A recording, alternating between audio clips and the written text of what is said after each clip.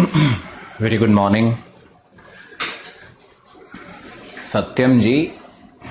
अब बाकी लोग क्या कर रहे हैं मुझे इसके बारे में कोई जानकारी नहीं है, आप वहीं पढ़िए।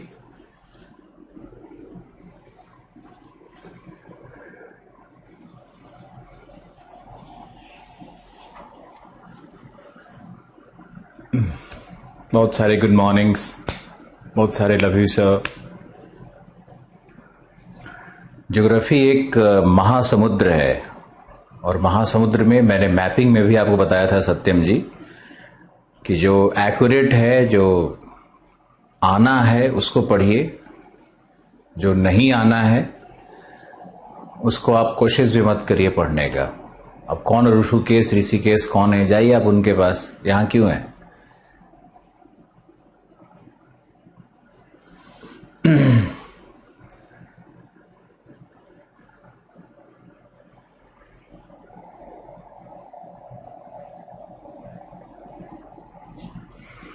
चलो ओके, टॉपिक शुरू करते हैं। ज्वार। तो ज्वार में हमने दैनिक ज्वार पे थोड़ा सा लिखवाया था।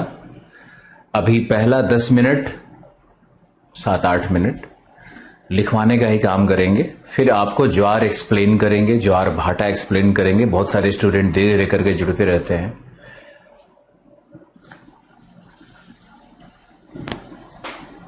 ज्योग्राफी में मॉक नहीं हो पा रहा, मतलब मॉक क्या है?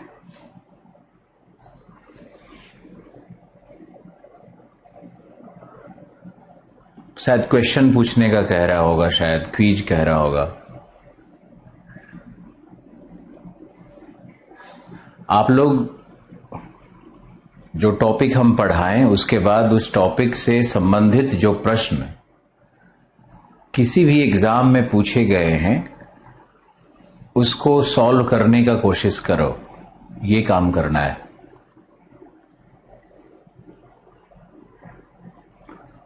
मॉक टेस्ट होता है लेकिन अभी सारा ऑफिस बंद है, तुम लोग के समझ में शायद आ नहीं रहा है कि दिल्ली एक श्मशान घाट बना हुआ है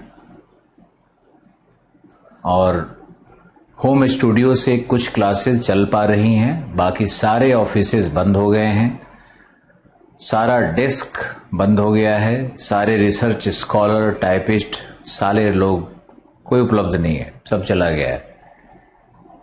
पूरा देश इमरजेंसी में जा रहा है और तुम्हारी शिकायतों का लिस्ट भी वैसे ही बढ़ते आ रहा है।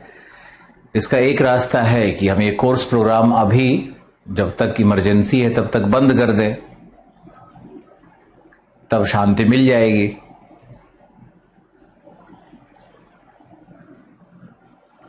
मॉक टेस्ट वगैरह सब होगा, क्या करें, कोरोना के डर से लोग भागे हुए हैं। रोज आपको हम खबर दे रहे हैं कि दिल्ली में कम से कम जो क्या बोलते हैं उसको, जहां पे लाशों को जलाया जाता है या दफन किया जाता है, तो वैसे कम से कम दिल्ली में 100 स्पॉट होंगे। अब 100 स्पॉट में रोज अगर 200 लाशें भी आ रही है तो 100 इंटू 200 कितना होता है? 20,000 होता है ना। अगर 20,000 ना भी माने तो दिल्ली में कम से कम 5,000 डेथ प्रतिदिन हो रहा है। अफरा तफरी मचा हुआ है, लेकिन तुम लोग जैसे लोगों को क्या कहा जाए।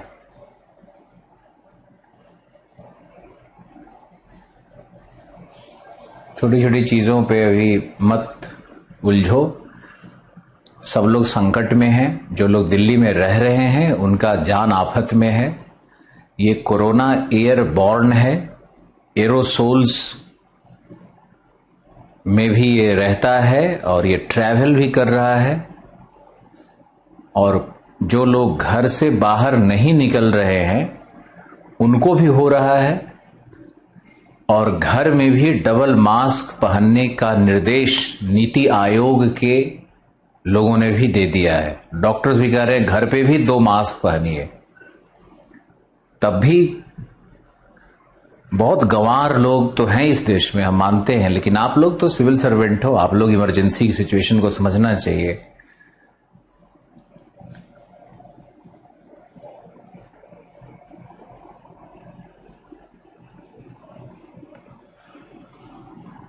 बहुत सारे लोग गांव से हो, तो गांव वाले लोगों को तो शायद अभी अनुभव नहीं हो रहा होगा, लेकिन जितना मेरे पास रिपोर्ट है उसमें यही है कि उत्तर प्रदेश के तो छोटे छोटे गांव में भी 5-10 मृत्यु होना शुरू हो गया है।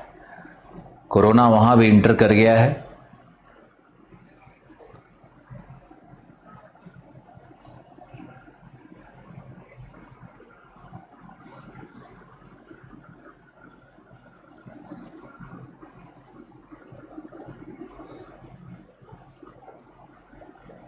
अब एक देखिए पूछ रहे हैं कि व्यापारिक पवने ध्रुवीय पूर्वा, इनकी गति अलग अलग होती है।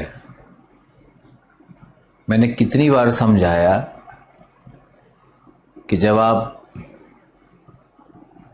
समुद्र विज्ञान पढ़ रहे हो, अब छोड़ो, मेरा सर में दर्द हो जाएगा तुम्हारा क्वेश्चन ही देख करके।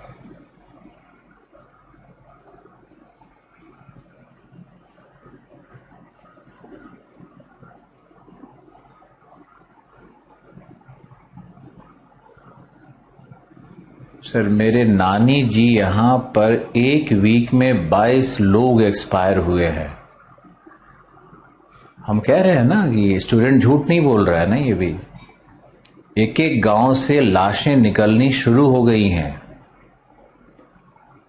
पूरी दुनिया में भारत के कोरोना वायरस के कहर का रिपोर्ट चल रहा है। बीबीसी न्यूज, अल जजीरा, फ्रांस, हर जगह, हर देश में। हमारे देश में रिसोर्स की कमी है, माना, ध्यान से सुनना, जनसंख्या भयावह है, भयावह जनसंख्या है, उसके अनुसार रिसोर्स नहीं है। अभी बताओ, 45 साल से लेकर के से बड़े लोगों का जब इम्यूनिटी का कार्यक्रम शुरू किया गया तो लोगों ने वैक्सीन लिया ही नहीं।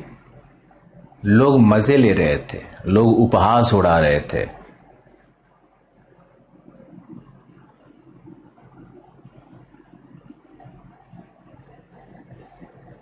अब जाकर के देखो तो एक एक सेंटर पे सैकड़ों हजारों की भीड़ आ जा रही है।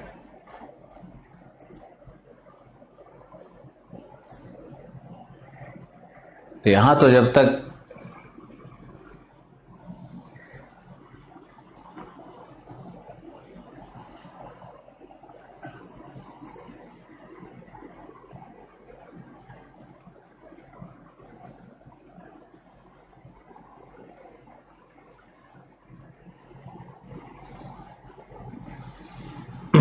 गवर्नमेंट हॉस्पिटल में वैक्सीनेशन करवाओ, कोई प्रॉब्लम नहीं है, प्राइवेट में करवाओ, लेकिन जहां बात एक ही है, लेकिन जहां भीड़ देखो उससे बचना है।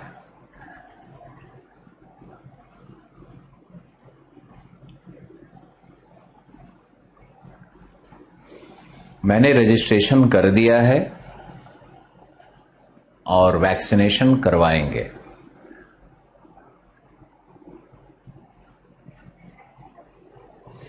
बच्चों को भी कोरोना वायरस होता है, 1.5 साल के बच्चे भी मर रहे हैं।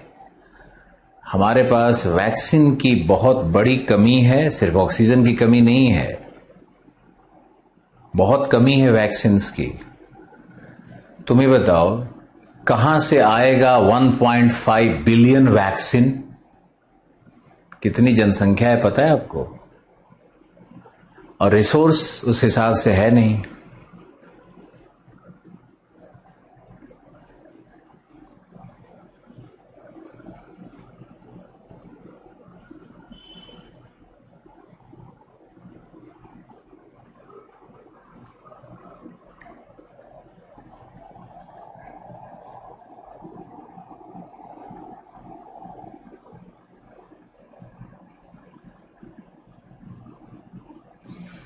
चलो ओके, ज्वार भाटा में हम लोग आते हैं। दैनिक ज्वार पर मैंने कुछ लिखवाया था।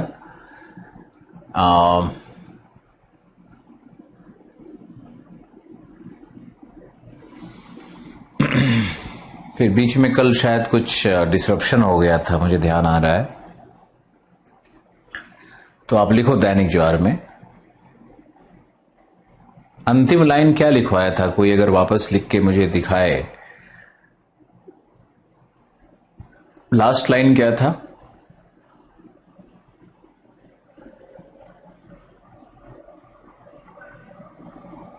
दैनिक ज्वार का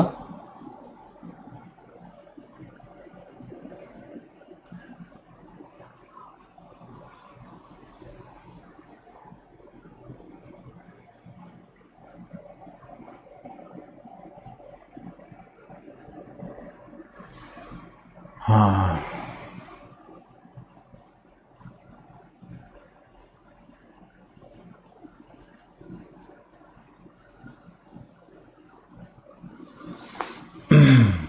हाँ, विपरीत देशांतर पर भी उच्च ज्वार होगा। फिर लिखो जो देशांतर ज्वारीय देशांतर यानी 0 और 180, जो देशांतर ज्वारीय देशांतर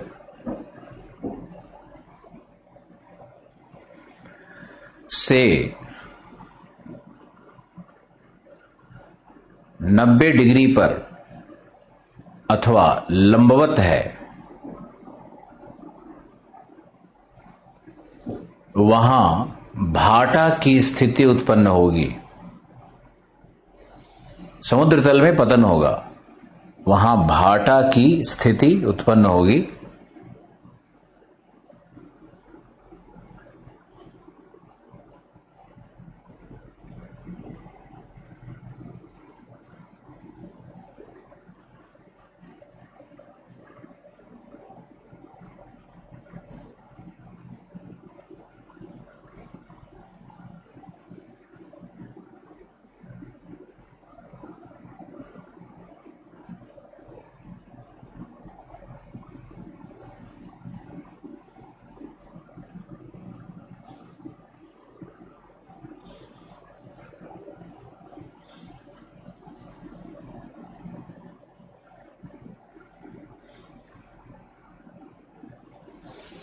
क्योंकि ए, दो कारण यहां पर लिखना है। ए, पृथ्वी के अभिकेंद्रीय बल सेंट्रीपीटल फोर्स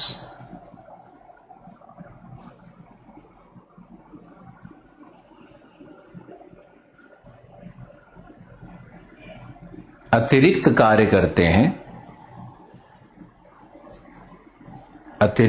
करते हैं तथा अपकेंद्रीय शक्तियों के समतुल्य होते हैं।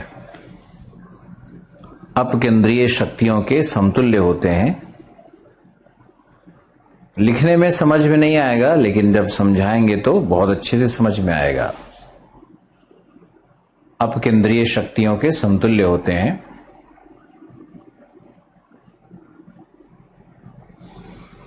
जिससे पृथ्वी की घूर्णन नियत रहे।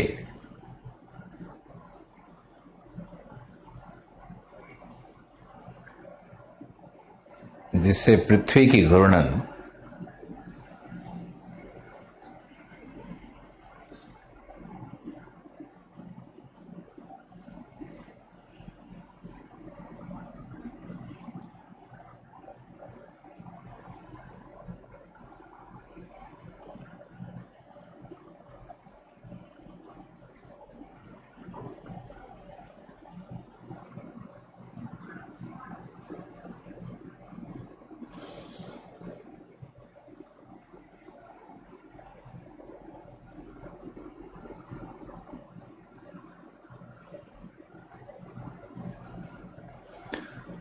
दूसरा कारण लिखो,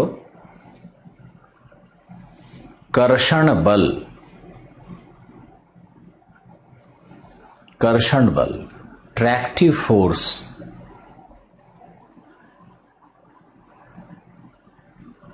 देखो इन देशांतरों से जल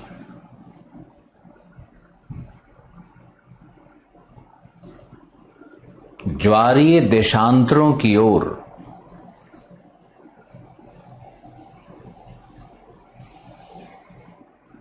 कर्षित होते हैं। कर्षित यानी खींचे जाते हैं, कर्षित होते हैं या खींच जाते हैं, जिसके कारण समुद्र तल में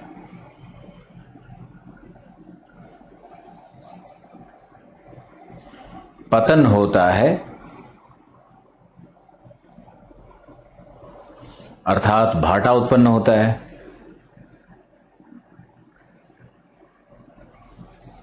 एक पैराग्राफ और फिर एक्सप्लेन करेंगे।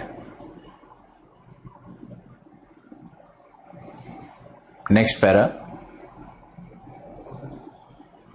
जो ज्वार चंद्रमा से लंबवत देशांतर पर प्रकट होता है,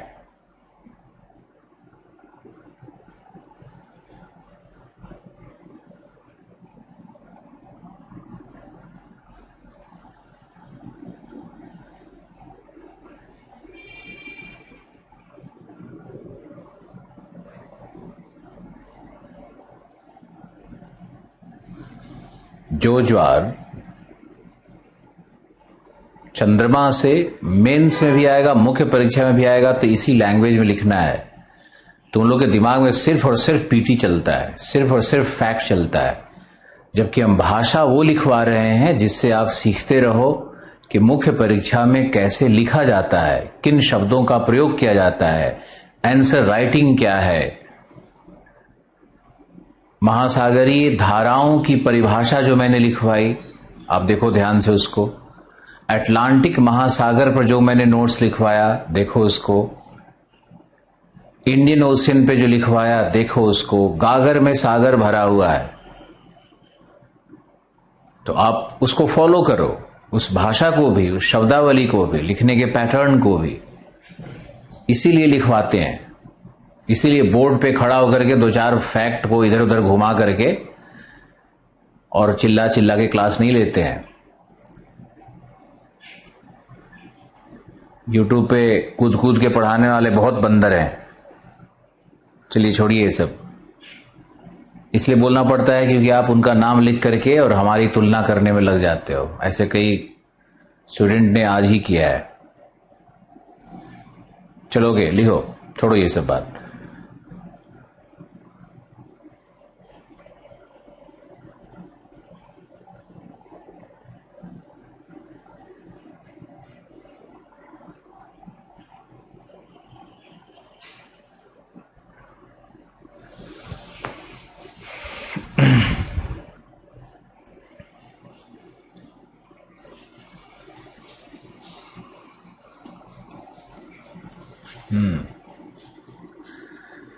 लिखो,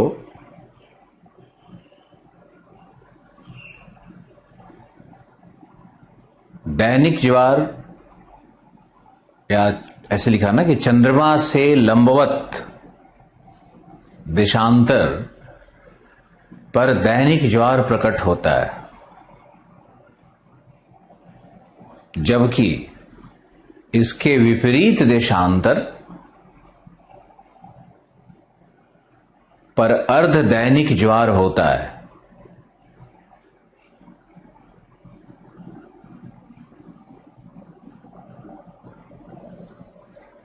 लिखो, बहुत इंपॉर्टेंट लाइन है। एक ही देशांतर पर दैनिक ज्वार की पुनरावृत्ति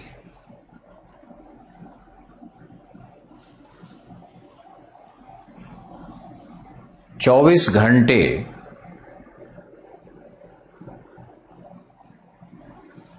52 मिनट में होती है, जबकि पृथ्वी की घूर्णन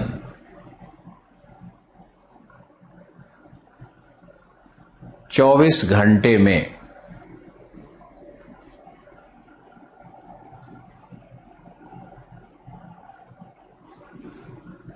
चूंकि चंद्रमा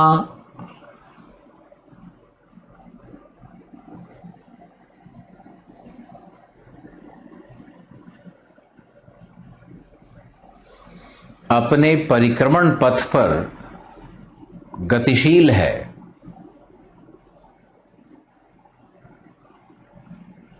अतः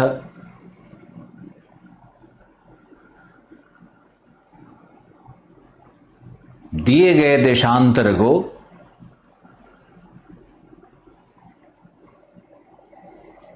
चंद्रमा के नीचे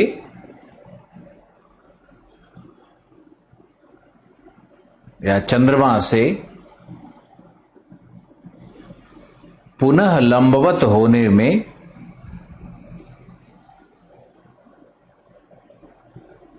पुनः लंबवत होने में 52 मिनट का अतिरिक्त समय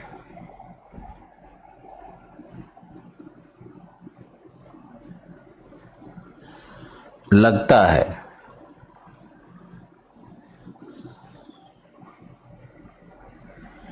52 मिनट का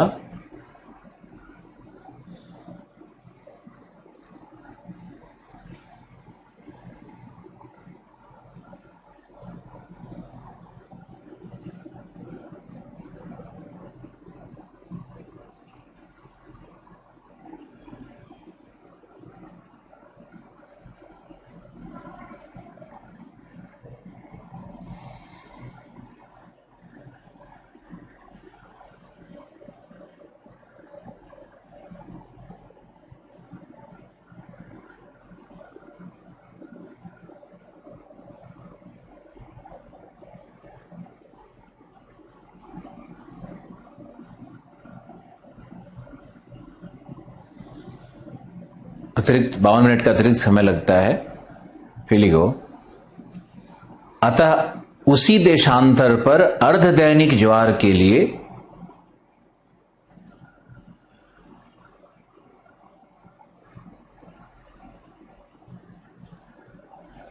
26 मिनट का अतिरिक्त समय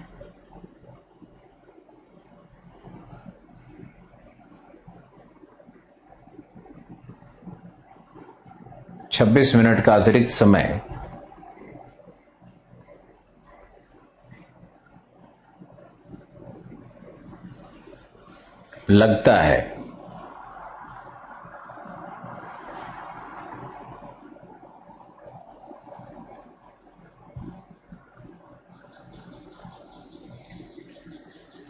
इस प्रकार अर्धदैनिक ज्वार 12 घंटे 26 मिनट पर प्रकट होगा। 12 घंटे 26 मिनट के अंतराल पर प्रकट होगा।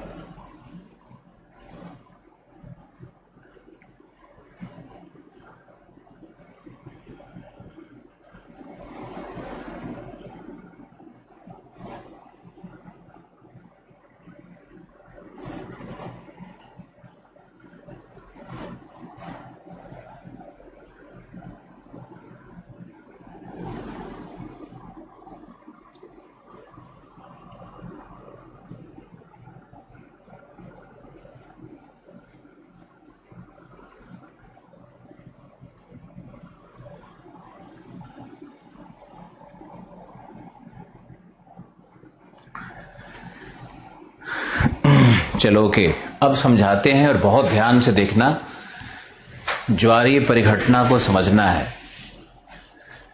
पहले डेमोन्स्ट्रेशन से समझाएंगे, फिर डायग्राम से भी समझाएंगे।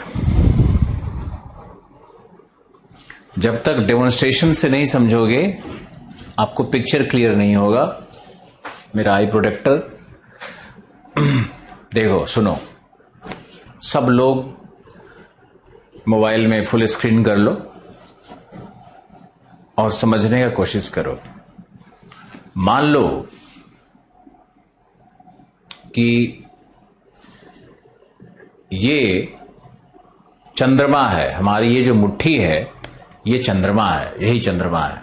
ओके, और ये 0 डिग्री देशांतर है और पृथ्वी जैसे जैसे घूम रही है तो 0 डिग्री देशांतर भी घूम रही है। पृथ्वी घूर्णन तो कर रही है ना। अब देखो, तो 0 डिग्री देशांतर घूर्णन करते करते चंद्रमा के नीचे आ गया, लंबवत हो गया।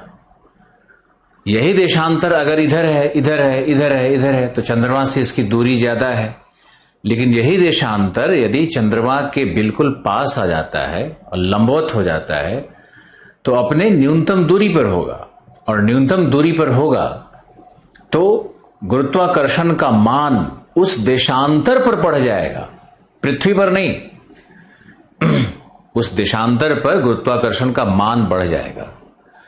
ऐसा मानते हैं, मान लेते हैं कि अगर चंद्रमा और पृथ्वी के बीच में जो गुरुत्वाकर्षण की शक्ति कार्य कर रही है, अगर वह x है, तो इस देशांतर पर x काम नहीं करेगी। चूंकि यह आकर के लंबवत हो गई, नजदीकतम हो गई, तो इस पे x+1 काम करेगी। अतिरिक्त विभेदी differential gravitational force of the moon, ऐसे लिखा रहता है अच्छी अच्छी साइंटिफिक किताबों में। एनसीईआरटी जैसे किताबों में, साधारण किताबों में चंद्रमा की गुरुत्वाकर्षण शक्ति के कारण ज्वार होता है। हमने आपको लिखवाया चंद्रमा एवं सूर्य के विभेदी गुरुत्वाकर्षण, डिफरेंशियल ग्रेविटेशनल फोर्स के कारण होता है।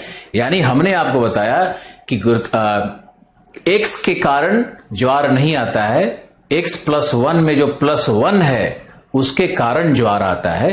कितने लोग समझ गए? इसको फिर से दिखा देते हैं। मान लो ये चंद्रमा है, ये 0 डिग्री का देशांतर है, देशांतर घूम रहा है, घूर्णन कर रहा है। तो जब ये नजदीकतम और लंबवत होगा तो इस पर ग्रेविटेशनल का मान अतिरिक्त होगा, x नहीं होगा, x+1 होगा। इसी +1 को चंद्रमा की ज्वारीय शक्ति कहते हैं। अब देखो, पृथ्वी के 0 डिग्री देशांतर पर अगर मान लो कि चंद्रमा ने +1 का फोर्स लगा दिया, तो पृथ्वी अपने दूसरी तरफ इसके विपरीत देशांतर, अगर इसको हम 0 डिग्री मान लेंगे तो इसका विपरीत क्या होगा? 180 होगा। तो 180 के देशांतर पर पृथ्वी भी अपना अपकेंद्रीय बल +1 के बराबर, +1 के समतुल्य लगाएगी दूसरी तरफ। इसलिए करेगी क्योंकि पृथ्वी अपने साम्यावस्था में रहना चाहेगी। न्यूटन का लॉ नंबर 1, इक्विलिब्रियम, साम्यावस्था पृथ्वी अपना मेंटेन करेगी। पृथ्वी की कंडीशन में क्या हो रहा है इसको फिर से समझते हैं। पृथ्वी घूर्णन कर रही है, शांति से समझो। पृथ्वी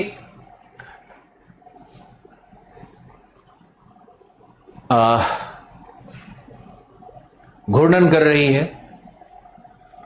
तो अब देखो, पृथ्वी जब घूर्णन कर रही है तो इसमें 2 शक्तियां हैं। एक है बाहर की ओर कार्य करने वाली, दूसरी है केंद्र की ओर कार्य करने वाली। बाहर वाली है अपकेंद्रीय, अंदर वाली है अभिकेंद्रीय, है ना। 2 शक्तियां काम करती हैं कोई भी घूर्णन कर रहा हो तो उसमें, और दोनों शक्तियों का अगर बैलेंस होगा, संतुलन होगा, तभी घूर्णन होगा, नहीं तो घूर्णन खत्म हो जाएगा। एक उदाहरण ले लेते हैं।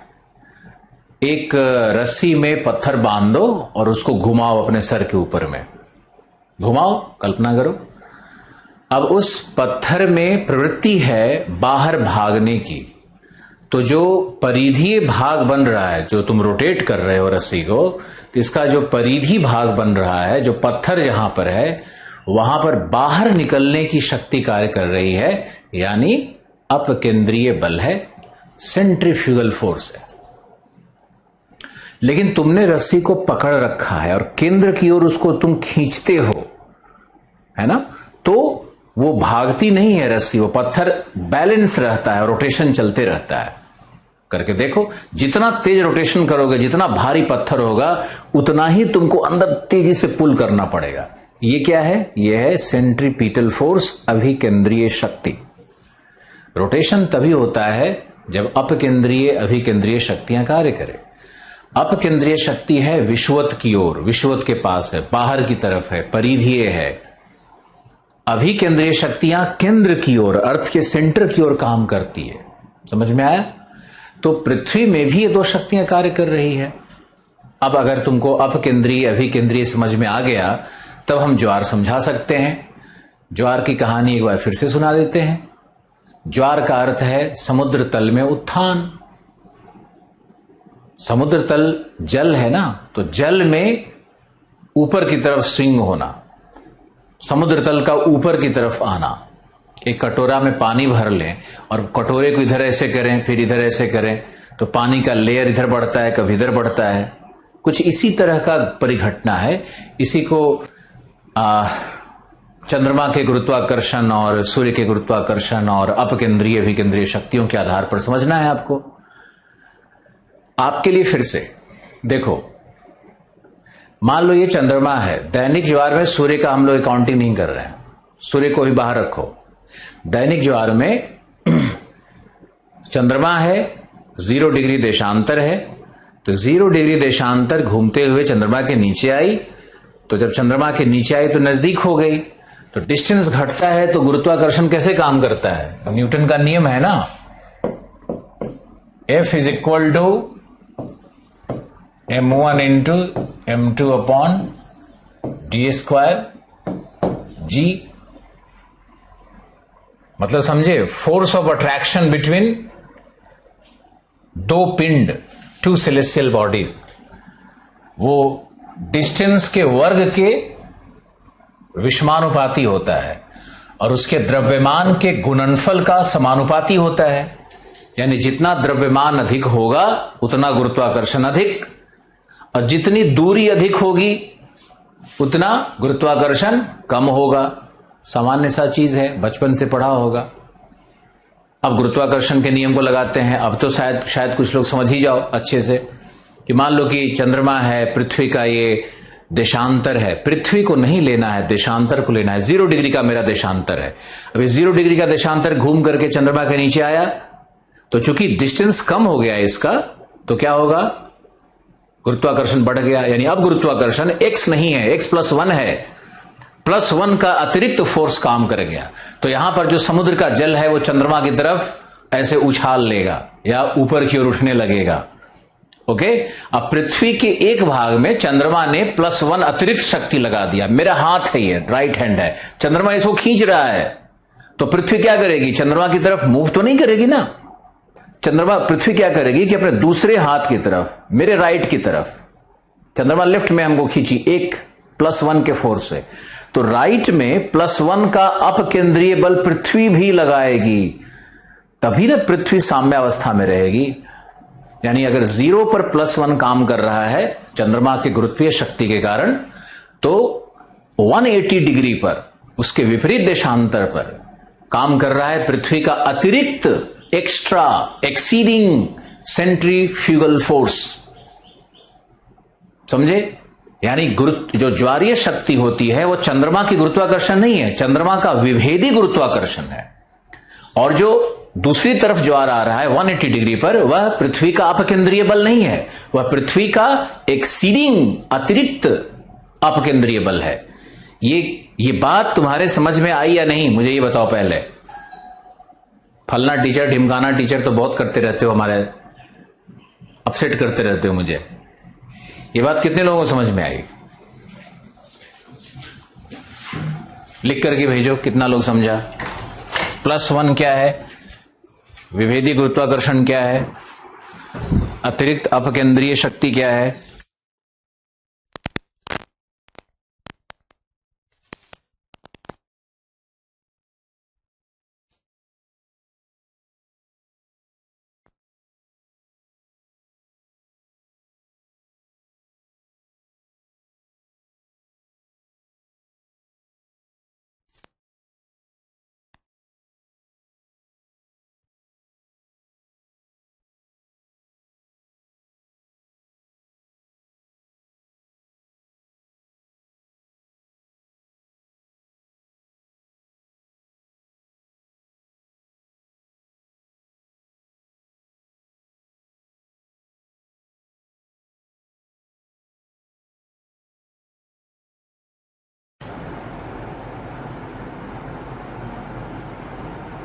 हाँ, विभेदी मतलब वही है।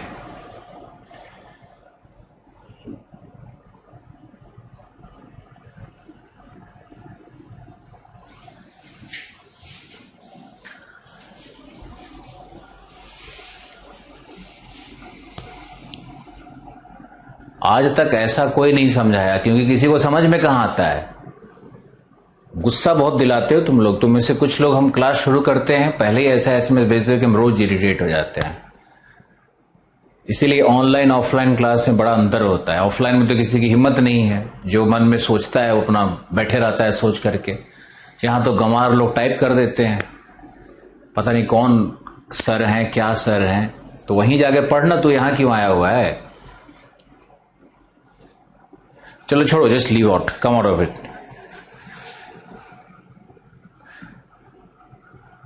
चलो ओके, अब देखो समझते हैं इसको और ध्यान से देखो। तो 0 डिग्री पर ज्वार आया चंद्रमा के कारण, +1 के कारण, और इधर एक सेकंड रुको।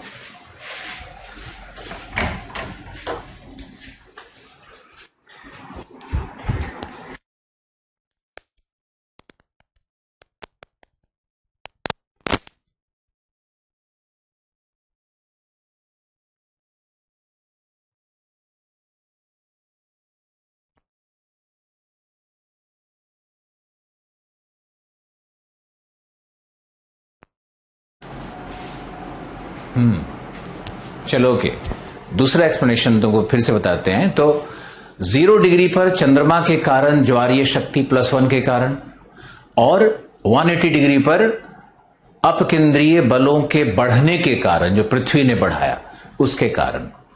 ओके, अब देखो ये 0 है, ये 180 है। अब इसके लंबवत जाओ, यानी 90 डिग्री इधर आओ, 90 डिग्री इधर आओ, तो ये 90 डिग्री पूर्व, 90 डिग्री पश्चिम देशांतर हो गया ना। तो ये जो 90 डिग्री पूर्व और पश्चिम देशांतर है, यहां पर 2 फोर्स काम करेगा। पहला है सेंट्रीपिटल फोर्स। सेंट्रीपिटल फोर्स क्यों काम करेगा? मैंने आपको अभी समझाया कि पृथ्वी के कॉन्टेक्स्ट में 0 और 180 पर अपकेंद्रीय शक्तियां बढ़ गई है। +1 बढ़ा था ना अपकेंद्रीय शक्ति। तो अगर अपकेंद्रीय शक्तियां बढ़ रही है तो अभिकेंद्रीय शक्तियों को भी उतनी ही मात्रा में क्वांटम में बढ़ाना पड़ेगा। और अगर नहीं बढ़ाओगे तो रोटेशन नहीं होगा। जैसे मैंने उदाहरण दिया था आपको रस्सी बांध करके वो, तो यहां पर क्या हो रहा है कि रस्सी वाले उदाहरण में कि जो पत्थर है उस पे +1 का फोर्स अतिरिक्त आ गया, तो तुम जो नीचे खींच रहे हो इसको भी तो +1 बढ़ाओगे तभी तो रोटेशन होगा।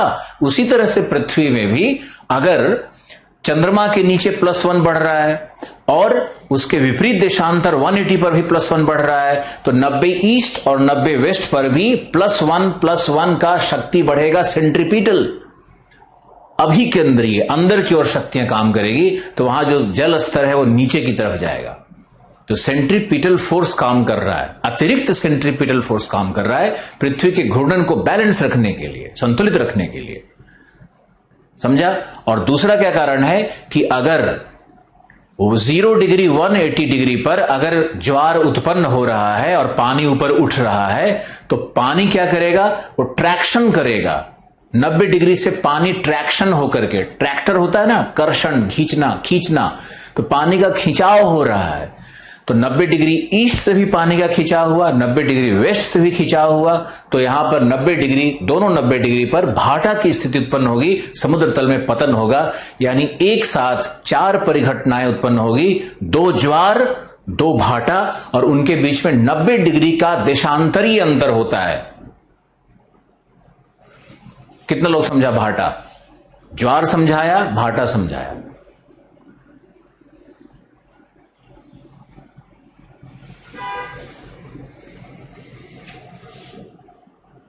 बताओ जल्दी, भाटा समझा? भाटा का 2 कारण है, centripetal force, exceeding centripetal force, और traction, tractive force. Okay, wonderful.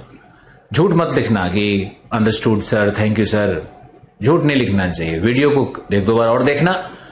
अब चलते हैं एक और छोटा सा डिस्कशन है, बहुत ध्यान से सुनना।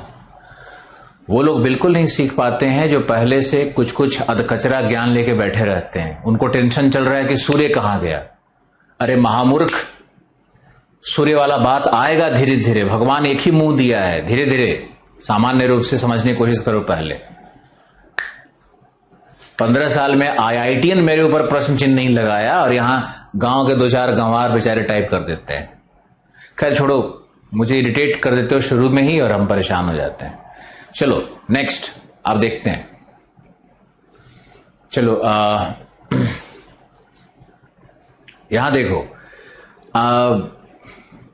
सबसे पहले देखो हमने दो ज्वार दो भाटा बनाया। अब देखो मान लो ये चंद्रमा है और ये हमारा 0 डिग्री का देशांतर है ना।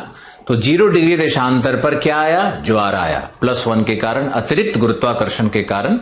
अब देखो, अब पृथ्वी 24 घंटे में घूम करके वापस आई उसी पोजीशन पे।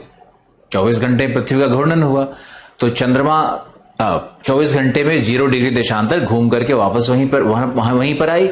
लेकिन यहां पर अब चंद्रमा नहीं है, चंद्रमा परिक्रमण पथ में आगे जा चुका है।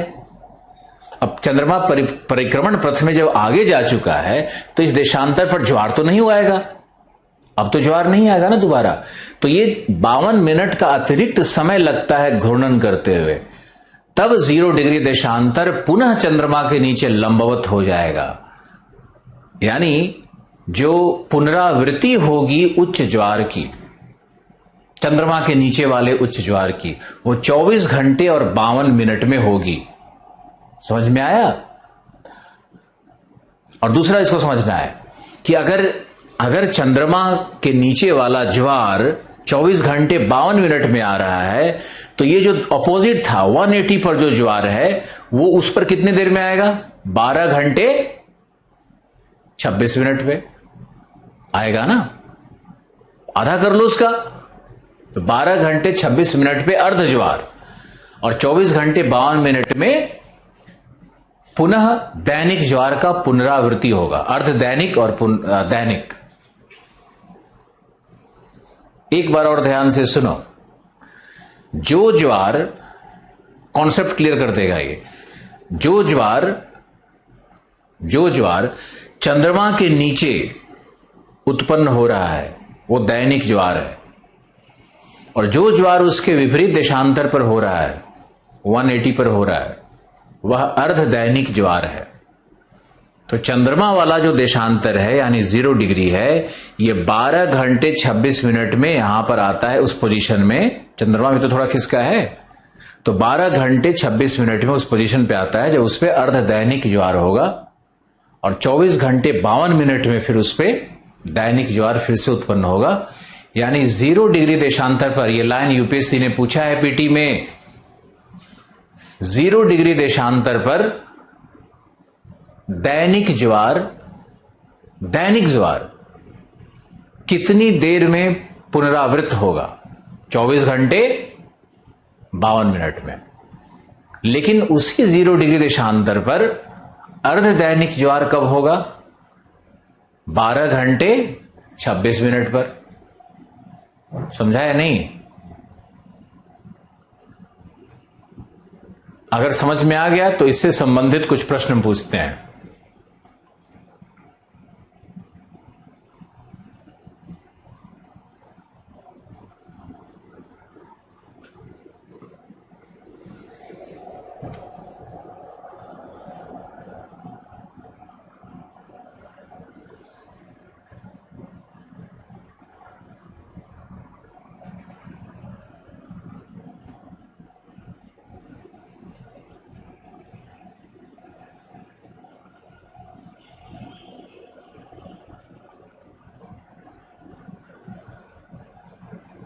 हे प्रभु, 0 डिग्री का मैंने उदाहरण लिया है मेरे भाई, आप 10 डिग्री का ले लो, 50 डिग्री का ले लो।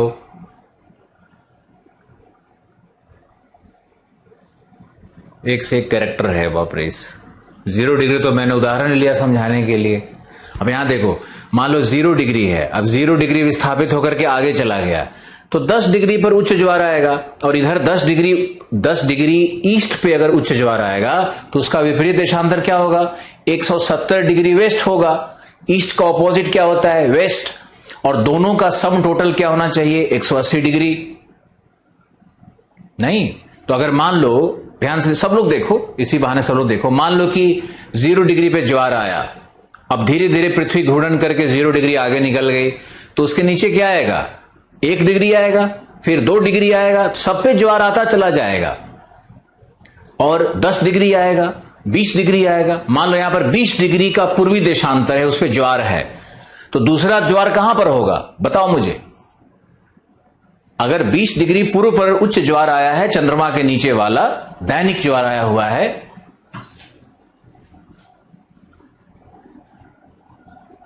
तो दूसरा उसी समय दूसरा ज्वार कहां आया हुआ है ये बताओ। 160 डिग्री वेस्ट।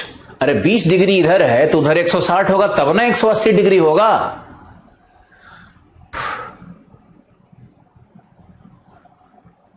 हां, तो इधर अगर ईस्ट है तो उधर क्या करोगे, वेस्ट करोगे। उसका ईस्ट का उल्टा क्या है, वेस्ट है ना।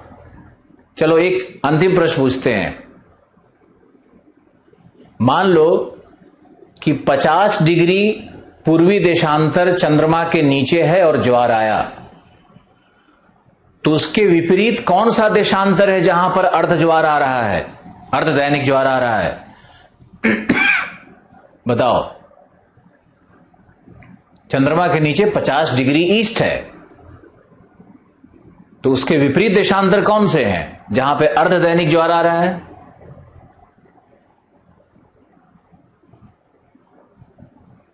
एक 130 डिग्री वेस्ट होगा। सही है, सब लोग लिखना शुरू कर दिया, वेरी गुड। पूरा जो गेम खराब करता है ना वो 2-3 बच्चा रहता है, और कैसे उसको आइडेंटिफाई किया जाए ये बड़ा डिफिकल्ट है। अब एक लिख रहा है साउथ 130। अरे भैया साउथ कहां से आ गया, देशांतर साउथ होता है क्या। ईस्ट है तो वेस्ट बोलो ना, साउथ कहां से आ गया। 130 डिग्री वेस्ट, बिल्कुल सही। चलो उत्तर दो, चंद्रमा के नीचे जो ज्वार आया वो दैनिक है या अर्ध दैनिक है।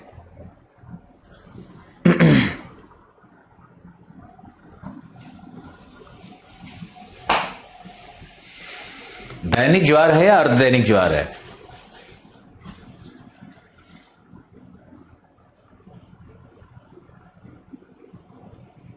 चंद्रमा के नीचे जो आया वो दैनिक है, और पृथ्वी के अपकेंद्रीय शक्ति के कारण चंद्रमा के ऑपोजिट देशांतर पर जो आया वो क्या है।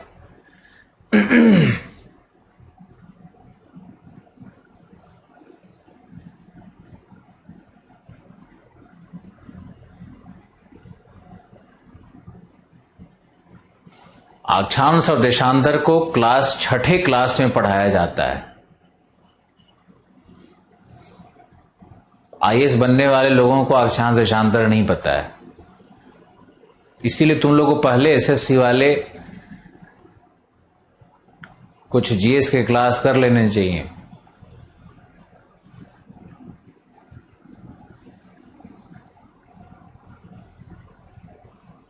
अर्धदैनिक बिल्कुल सही, सबने सही उत्तर दिया है। ये सारे कॉन्सेप्ट्स आपको न एनसीईआरटी में मिलेंगे न किसी किताब में मिलेंगे, इसलिए यहां पे ध्यान से सुन करके समझ लेना है, क्योंकि प्रश्न ऐसे ही घुमाता है। अब एक प्रश्न लिखो, हम तुम्हारा टेस्ट ले रहे हैं, लिखो। दैनिक अर्ध दैनिक ज्वार पर यूपीएससी ने प्रश्न पूछा, कोचिंग इंस्टीट्यूट्स भी गलत कर रहे थे उस पर। बताओ, एक प्रश्न पूछ रहे हैं,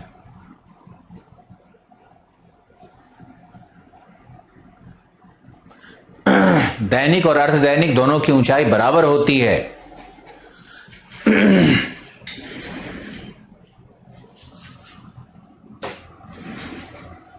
अर्ध दैनिक इसलिए कहते हैं क्योंकि 0 डिग्री को आधा दिन लगता है वहां पहुंचने में घूम करके, तो 0 डिग्री पर भी तो अर्ध दैनिक ज्वार आएगा, और 180 डिग्री पर भी दैनिक ज्वार आएगा। पृथ्वी के घूर्णन को समझो।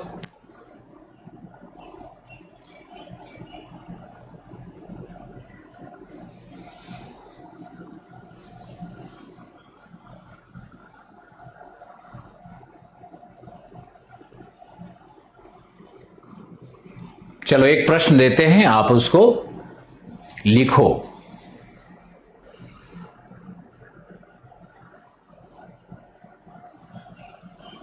लिखो।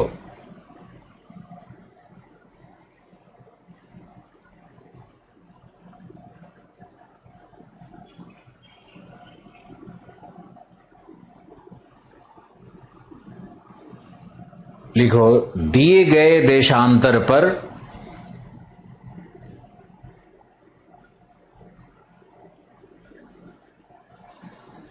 अर्ध दैनिक ज्वार की पुनरावृत्ति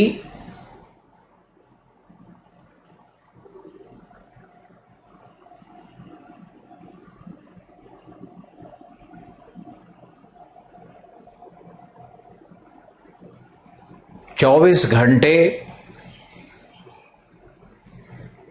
52 मिनट में होती है।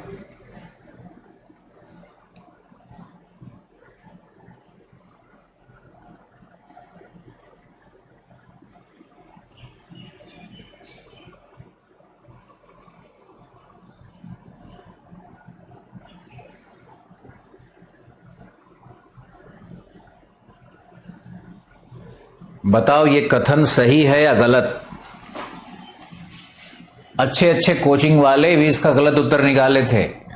तुम बताओ कितना सीखा तुमने?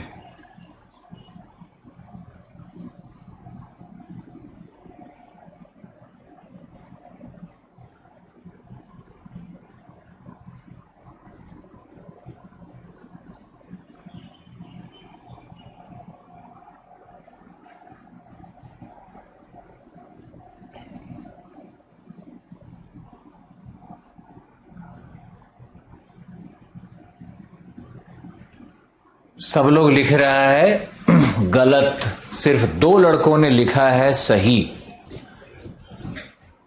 ये लाइन बिल्कुल सही है। मुझे बहुत अफसोस है कि आप लोग नहीं समझ पाए इसको। ये बिल्कुल सही है।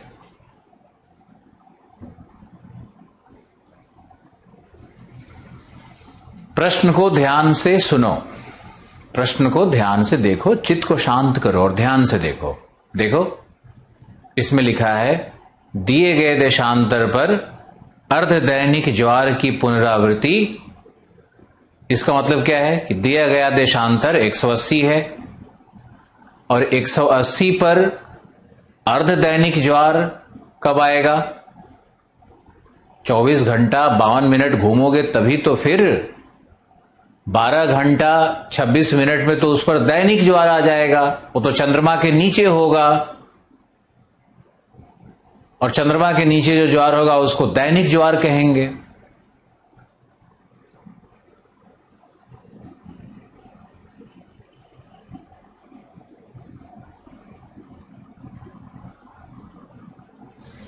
लोग हम ही को ब्लेम कर रहे थे, सर अभी तो बताए थे आप।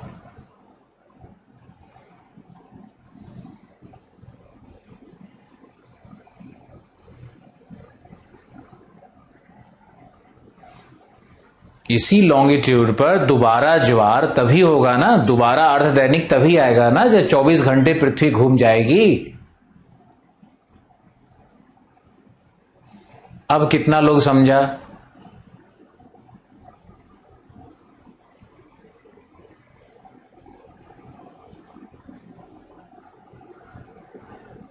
मैंने आपको समुद्री धारा पढ़ाया, हम आपको ज्वार पढ़ा रहे हैं, हमने आपको प्लेट टेक्टोनिक्स पढ़ाया, हमने आपको कॉन्टिनेंटल ड्रिफ्ट पढ़ाया, पृथ्वी की आंतरिक संरचना बताई,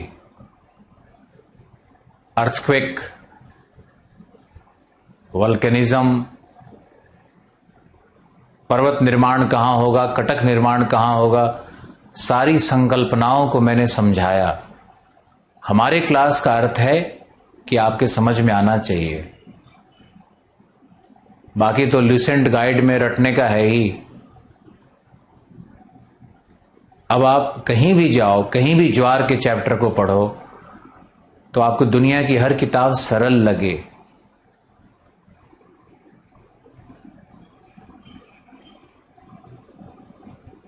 अब एक लिख रहा है अल नीनो नहीं हुआ सर। देखिए इस गंवार को, इस महामूर्ख को देखिए कि 100 बार बताया कि अल नीनो मॉनसून के साथ पढ़ाएंगे। ये बेचारे अभी से पागल बने हुए हैं। ये ना अभी हम मर भी नहीं गए, ना हम कोर्स छोड़ के चले गए। इसीलिए पता है हिंदी मीडियम पढ़ाने में खून जलता है, इसमें 20% लोग इतने गंवार और बेचैन होते हैं ना, उनकी हंसी ठिठोली मुखर्जी नगर में भी मुझे दिखती है, रोड पर, चाय के दुकान पर लंबा लंबा फेंकते हुए।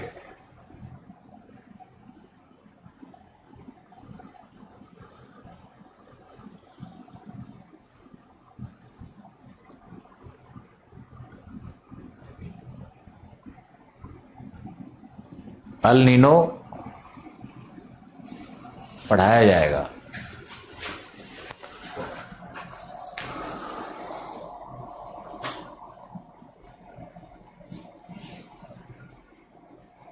देखो, अगर हम कुछ पूछते हैं उस पर आप गलती करते हो तो उसमें कोई बात नहीं है, लेकिन गलती करते हो ऊपर से रिएक्ट करते हो कि आपने ही तो बताया था।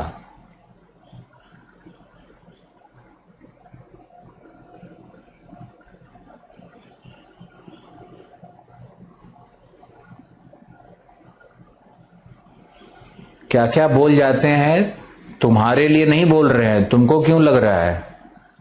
तुमको नहीं पता है ना, तुम तो स्क्रीन देख नहीं रहे हो कि स्टूडेंट क्या क्या लिख देता है। आर कुमार के सर में भी कुछ कुछ लिख देता है, मेरे में तो उतना कुछ नहीं लिखता है, लेकिन फिर भी ऐसा ऐसा बात लिखता है कि हम लोग थ्रेड कटवाने में लगे हुए हैं। आर कुमार सर के क्लास से 5, तो आप लोग स्टूडेंट हो, आप लोगों की भाषा विनम्र होनी चाहिए, आप लोगों को पूरे धैर्य से सीखना चाहिए।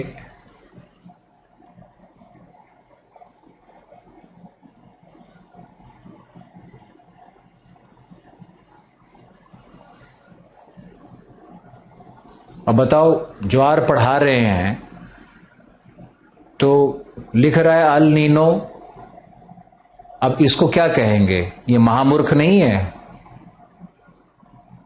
क्या कहेंगे इसको?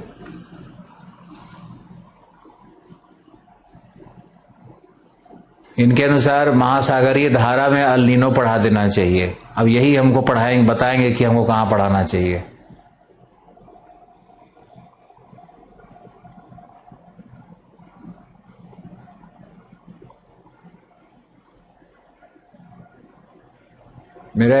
मेरी छोटी सी विनती है कि आप पूरा कोर्स करो, कमी तो रही जाएगी, लास्ट में गाली गलौज करते रहना, अभी उसकी जरूरत नहीं है।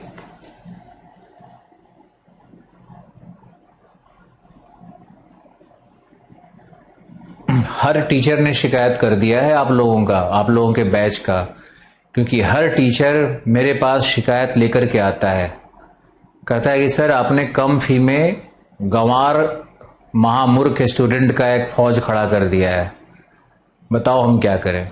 हम तो नाम ले रहे हैं। आशीर्वाद सर परेशान हुए, मंजेश सर एक बार बिगड़ गए,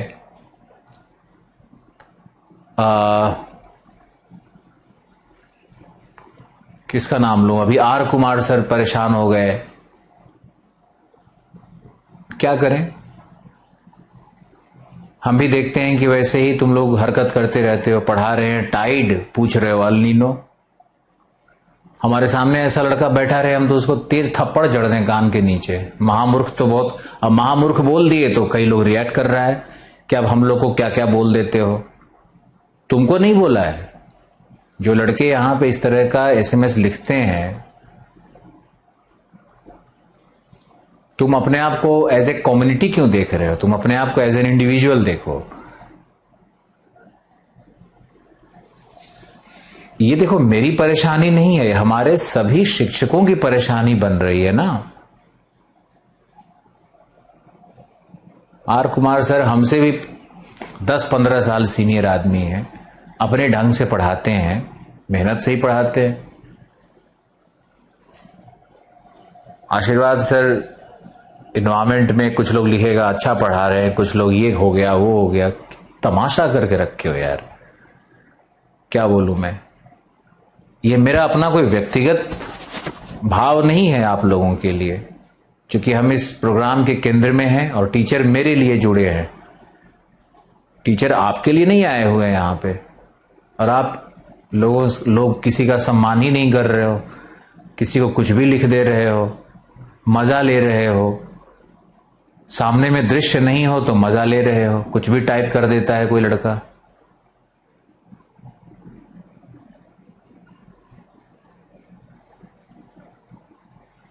वैसे भी जो भी टीचर आ रहे हैं ये मुखर्जी नगर के तो माने हुए टीचर हैं, 15-20 साल से सब लोगों ने अपनी सत्ता बना रखी है।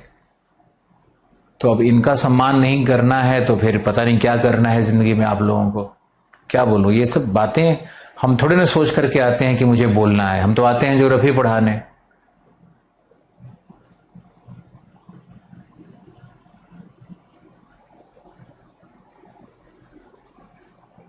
चलो ओके, उससे क्या है ना कि टीचरों का भी है कि चलो जल्दी जल्दी पढ़ा के निकल जाए, ऐसा कर देंगे वो लोग सब। मेरी बदनामी हो रही है, सब लोग कहते हैं करियर व्हील पे पूरे देश का गंवार पड़ता है। अब ये कोई बात हुआ, अच्छे बच्चे इतने सारे जुड़े हुए हैं। आप लोग जिस तरह से एसएमएस लिखते हो तो मुखर्जी नगर के सारे टीचर तो हमारे साथ जुड़े हुए हैं। अब उन लोगों ने कहना शुरू कर दिया है कि करियर व्हील एक सस्ता प्लेटफॉर्म है, तो वहां पे तो गंवार आएंगे ही आएंगे। सर आपको फी रखना चाहिए 1 लाख रुपया, आप 1 लाख फी रखो, 80,000 फी रखो, देखो अच्छे बच्चे आएंगे, कम ही बच्चे आएंगे, अच्छे बच्चे आएंगे, अच्छे घर से आएंगे, सड़क छाप नहीं आएंगे। ये डिस्कशन चल रहा है। मुझे शेयर नहीं करना था लेकिन मैंने फिर भी शेयर कर दिया। तो आप लोगों से प्रार्थना है कि आप लोग कोई भी टीचर आए तो आप ये डिमांड कर दो, हमसे डिमांड कर दो कि उनका 1-2 क्लास और करवा दीजिए, टॉपिक लिख के मेरे पास भेज दो, ये टॉपिक फिर से करवा दीजिए, तो कितना अच्छा रहेगा। उस टीचर पे कमेंट करके मजा लेने से, अब बताओ एसएससी के टीचरों से तुम्हारे ही बैच के लड़के तो लिख रहे हैं, मेरी तुलना कर रहे हैं। अब जो व्यक्ति 15 साल में पता नहीं 1500 आईआईटीएन को पढ़ाया होगा कि 5000 आईआईटीएन को पढ़ाया हुआ है, उसका तुलना लोग करने लगते हैं, पता नहीं क्या क्या करते हैं। अब इंटरनेट की दुनिया में तो हम बहुत परेशान हो ही गए हैं। चलो कोई नहीं,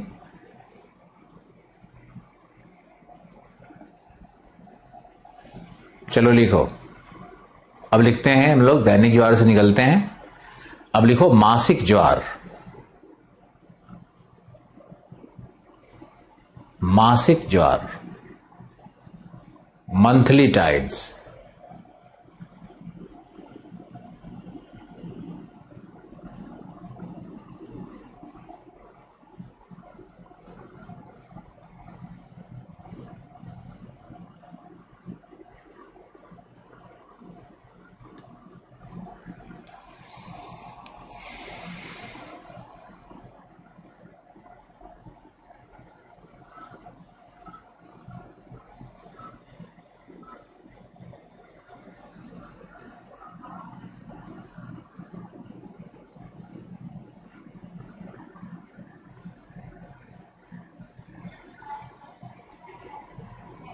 मासिक ज्वार में लिखो, यह चंद्रमा एवं सूर्य के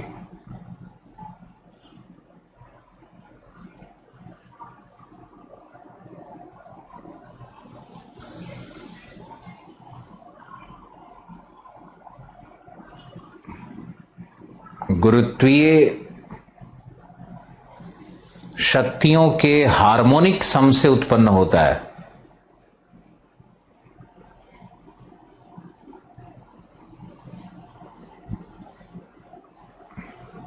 अथवा वेक्टर सम से। हार्मोनिक सम मतलब क्या हुआ?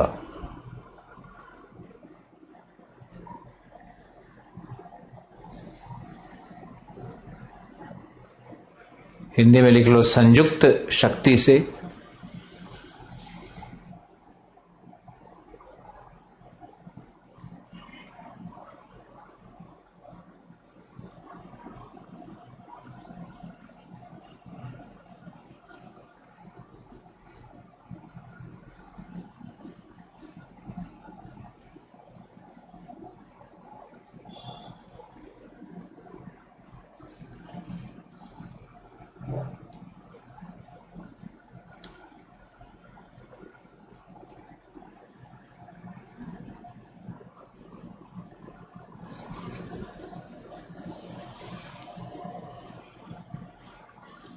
अभी एक वीडियो वायरल हो रहा है जिसमें दिखा रहा है कि एक दूल्हा है, शादी करने जा रहा है, शायद बिहार या ईस्टर्न यूपी का वीडियो है।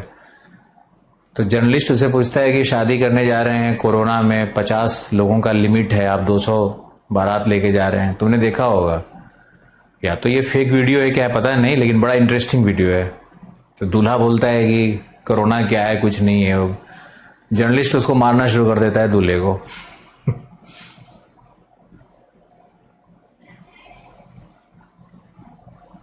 लिखो, मासिक ज्वार चंद्रमा एवं सूर्य के संयुक्त शक्तियों का परिणाम होता है। It is the harmonic sum or the vector sum of the gravitational force of the sun and the moon.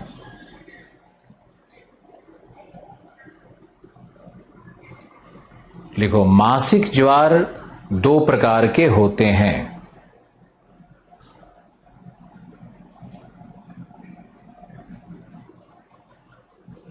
मासिक ज्वार दो प्रकार के होते हैं। पहला है दीर्घ ज्वार, स्प्रिंग टाइड।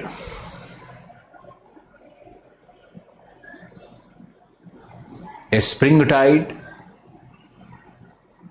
दूसरा है नीप टाइड, लघु ज्वार।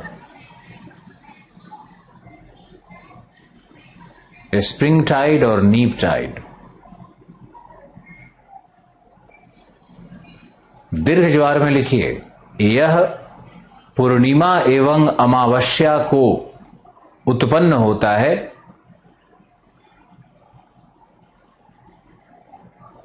जब सूर्य, चंद्रमा एवं पृथ्वी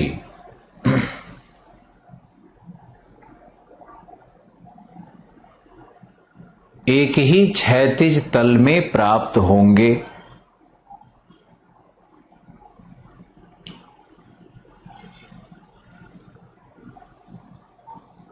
एक ही क्षैतिज तल में प्राप्त होंगे। यह दशा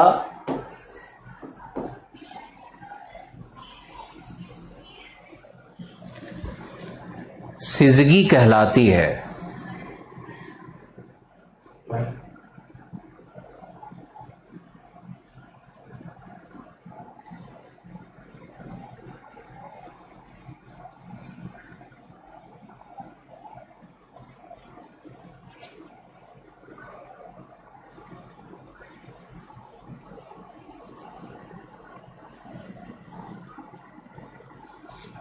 यह दशा सिजगी कहलाती है।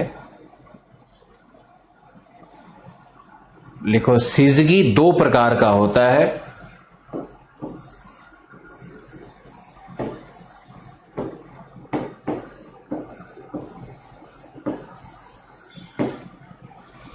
युति एवं वियुति।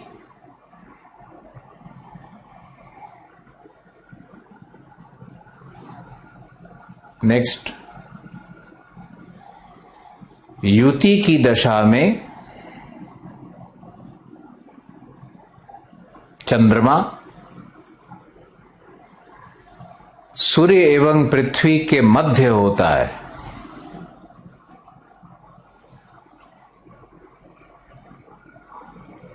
अर्थात अमावस्या।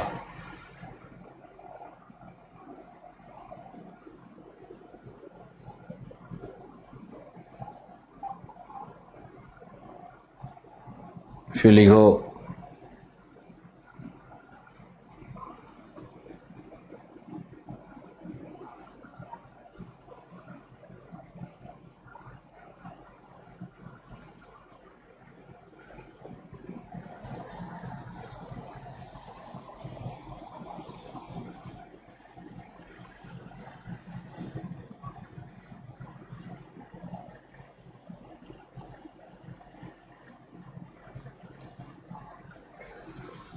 वियुति लिखो, जब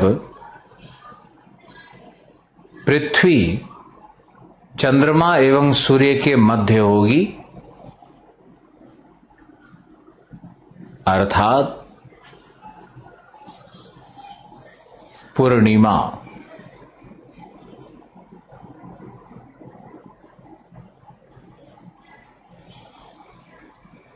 इन दोनों दशाओं में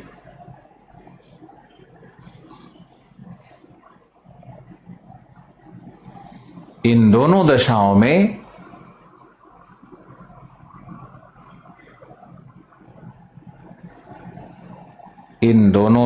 में दीर्घ ज्वार उत्पन्न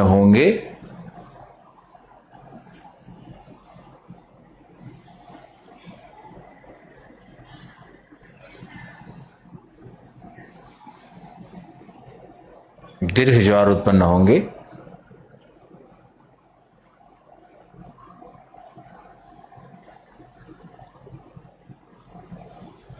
क्योंकि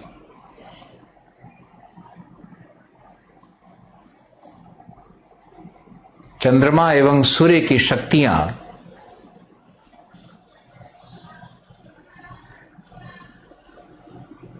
पृथ्वी के अपकेंद्रीय बलों के साथ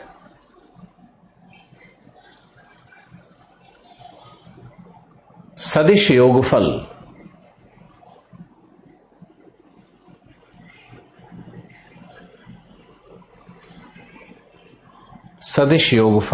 में होता है, में प्राप्त होता है।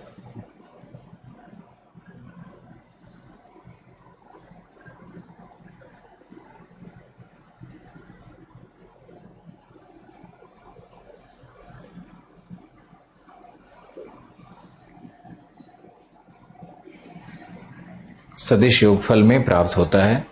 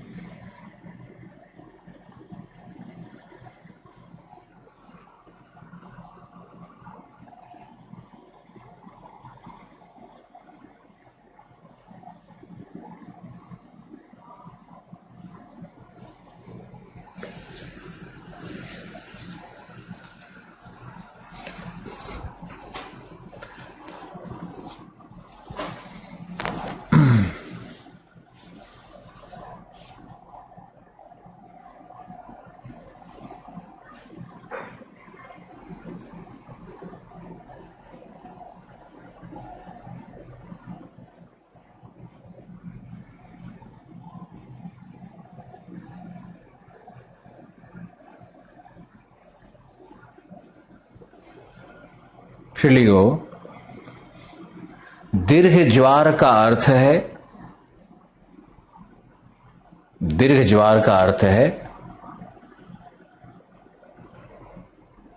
High amplitude, high magnitude.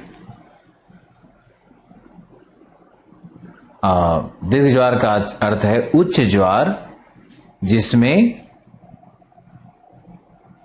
आयाम एवं परिमाण दोनों उच्च हैं।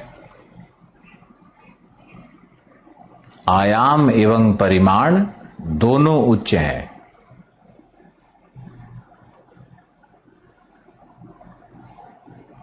अब लिखिए नीप टाइड क्या है।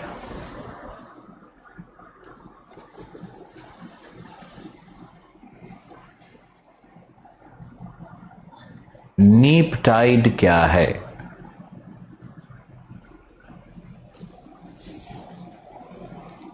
तो लिखिए, लघु ज्वार का अर्थ है उच्च ज्वार। लघु ज्वार का अर्थ है उच्च ज्वार।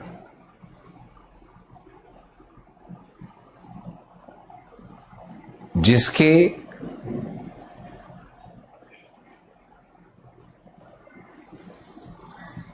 परिमाण एवं आयाम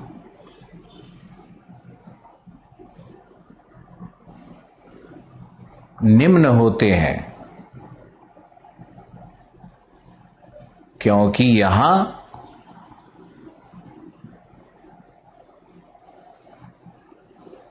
चंद्रमा की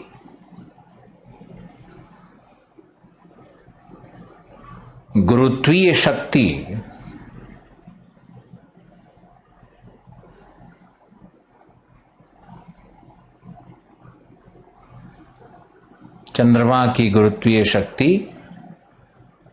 चंद्रमा एवं सूर्य की गुरुत्वीय शक्ति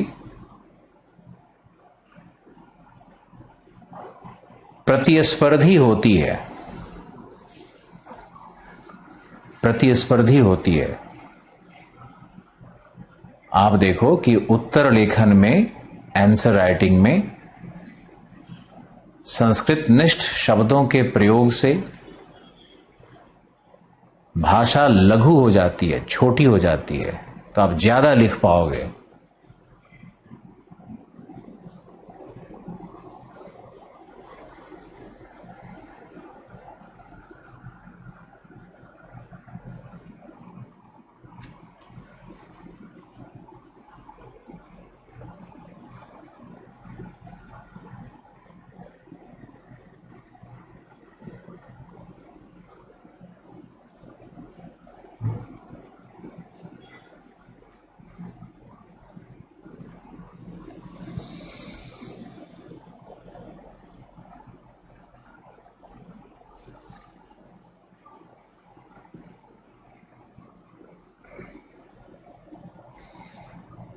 अब आगे इसमें एक पैराग्राफ और फिर एक्सप्लेन करते हैं। अभी लिखवा ही रहे हैं, कुछ लोग दनादन पूछना शुरू कर दिया। अरे भाई, जब समझा दें, अभी आधा ही लिखवाएं। चलो कोई नहीं।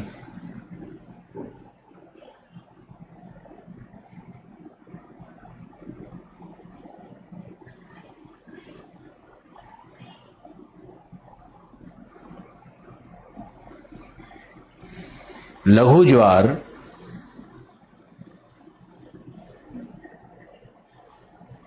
महीने के प्रथमांश एवं तृतीयांश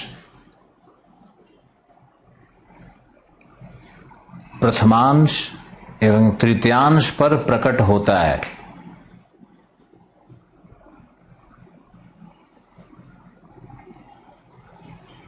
प्रथमांश एवं तृतीयांश पर प्रकट होता है जब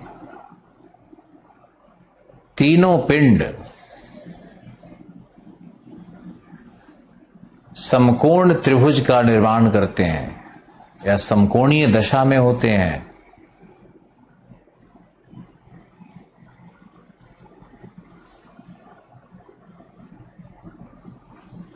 समकोणीय दशा में होते हैं।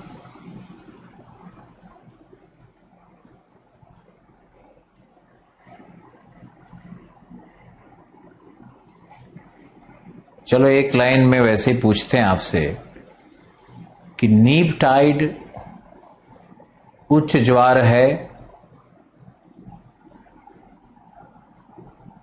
या नहीं? नीप टाइड में समुद्र तल में उत्थान होगा या पतन?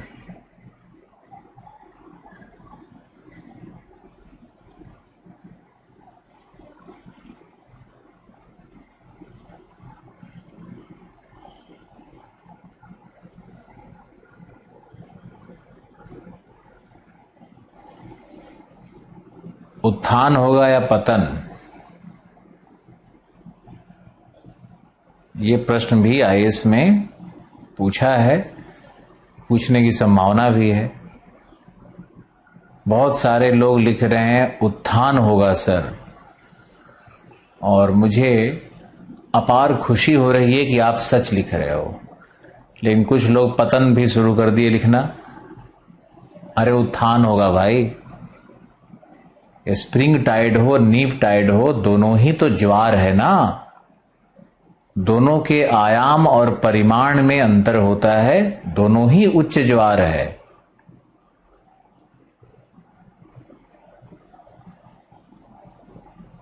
अब ओह लिखने से क्या फायदा है। चलो कोई बात नहीं, इस बहाने सीख तो रहे हो।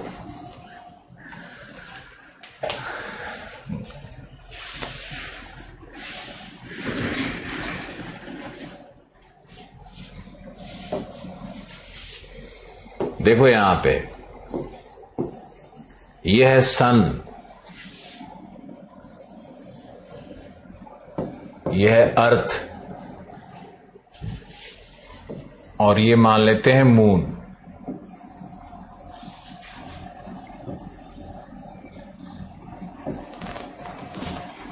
मून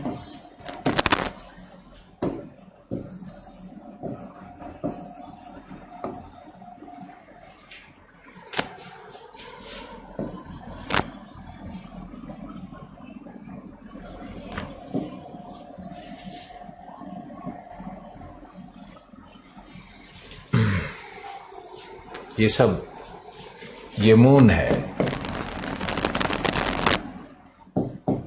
ये मून है, ये मून है।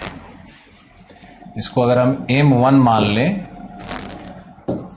तो M2, M3, तो ये कहलाता है फर्स्ट क्वार्टर, प्रथमांश, महीने का 8वां दिन, 7वां दिन।